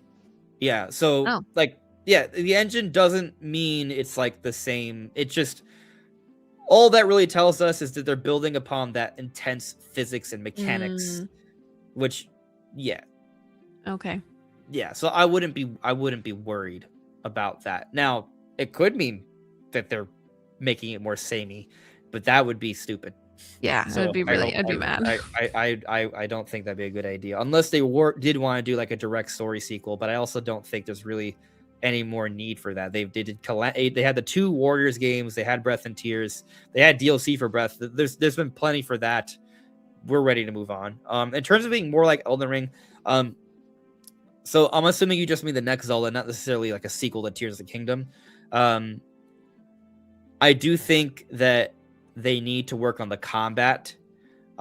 In the next Zelda game, I felt that while the combat was cool from taking advantage of the physics and all your environment around you, and that was cool.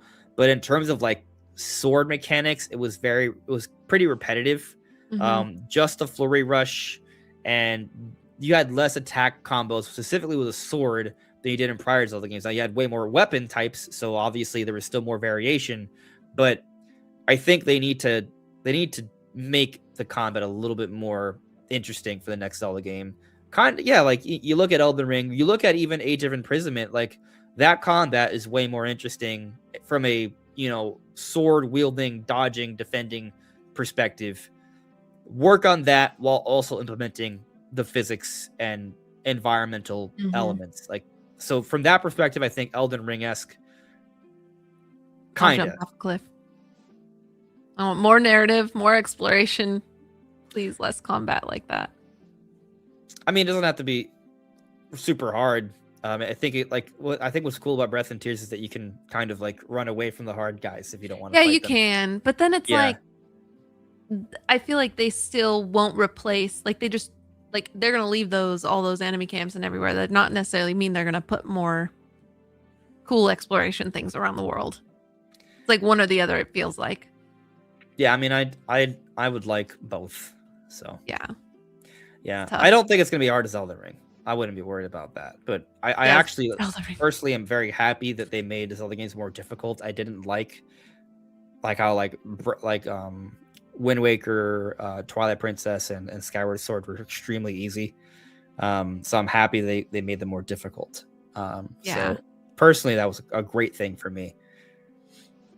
that Um, is. yeah, I also like Elden Ring, so Oh, I like getting brutally murdered. Apparently, that so game hurt my feelings. did you beat it?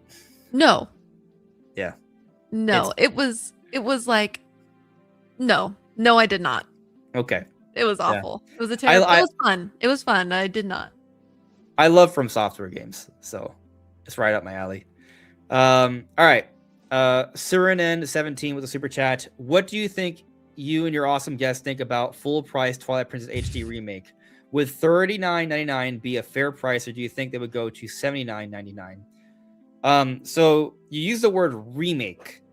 If you mean like fully built from the ground up, next generation looking Zelda game, then I would say 70, 80 to 80. 80 like, would be a lot, but I think 80 is probably too much. I think 70 would probably be a fair price for a remake like that. Um, However, if it is kind of basically just Twilight Princess HD from Wii U, but brought to Switch too with some changes, maybe a slight higher resolution, I think $40 to $50 would be fair. Yeah, if they do any more than 60, then they're scamming. They're scamming. I mean, if they even make it 60, they'll probably be like, hey, it's $10 cheaper than normal. Oh my So gosh. I definitely think 70 would be too much for a Twilight Princess HD upscaled to 1440p. Yeah, Wow. that'd be too much. My goodness. By the Yeah. way, Yeah. yeah, I think never mind. Never mind. I'm not gonna go there. It's fine. We can move on. Well, now now I want to know. I don't know. Should I talk? Can we talk about it later? We can talk about it later. Yeah. Okay. Gonna beat a All dead right. horse, so Okay. We'll beat the dead horse offline. yeah.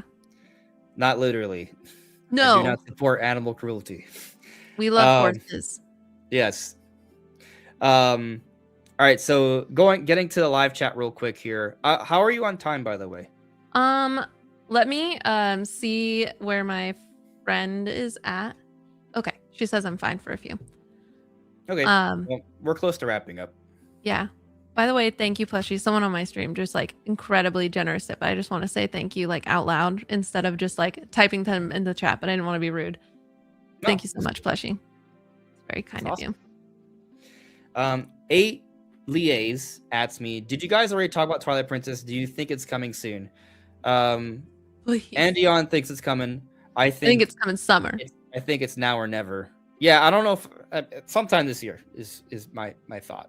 Okay, well they did February announcement and then June release or July release. So like yeah, it I be mean if they follow the easy. same trajectory, yeah. That's like the cross promotion thing, right? That's like the same idea. Sure. Sure. I mean, I think they Okay. should having Zelda conversation throughout the year is a good idea. Yeah. Demonic Brawler asked me, do you think they would do a master mode for Ocarina of Time remake? I would love a master mode, which is why they're not going to do it. That'd be so easy to put in though. I feel like every game actually Except for since Tears. Skyward Oh. Except for Tears. Really? But I mean, this would be a remake, so I guess it's a little bit different. Because like me, yeah, Ocarina of Time 3D had the Master Quest, right, which is a little bit more difficult. And they had the hero mode in the Skyward Sword, Right. and stuff like that. So I love those things. I hope they have it. Do I think they will have it?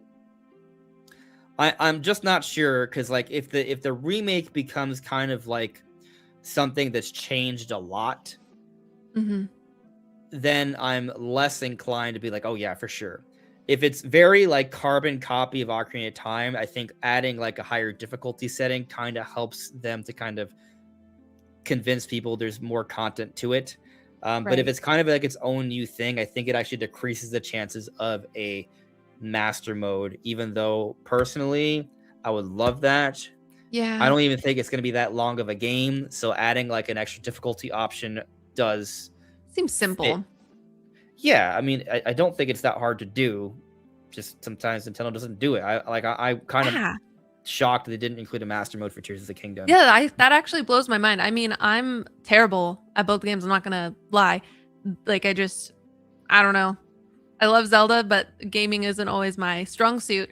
But I can't believe there wasn't one for Tears of the Kingdom. Obviously, I wasn't looking for it, so that's why I didn't notice. But yeah, that's wild. I mean, Tears is hard. Like, there's difficulty to be found. But it's right. Just, like there are some things that just kind of kill you like that.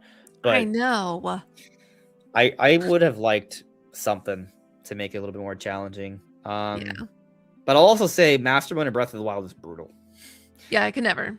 I was playing it recently and I was like, oh, I forgot. Like, you get used to playing on your old file that has a million hearts, and then I forgot that I was squishy. But then I was trying to die in certain ways for like a video just to like catch the footage. And it was so hard to die when I wanted to die.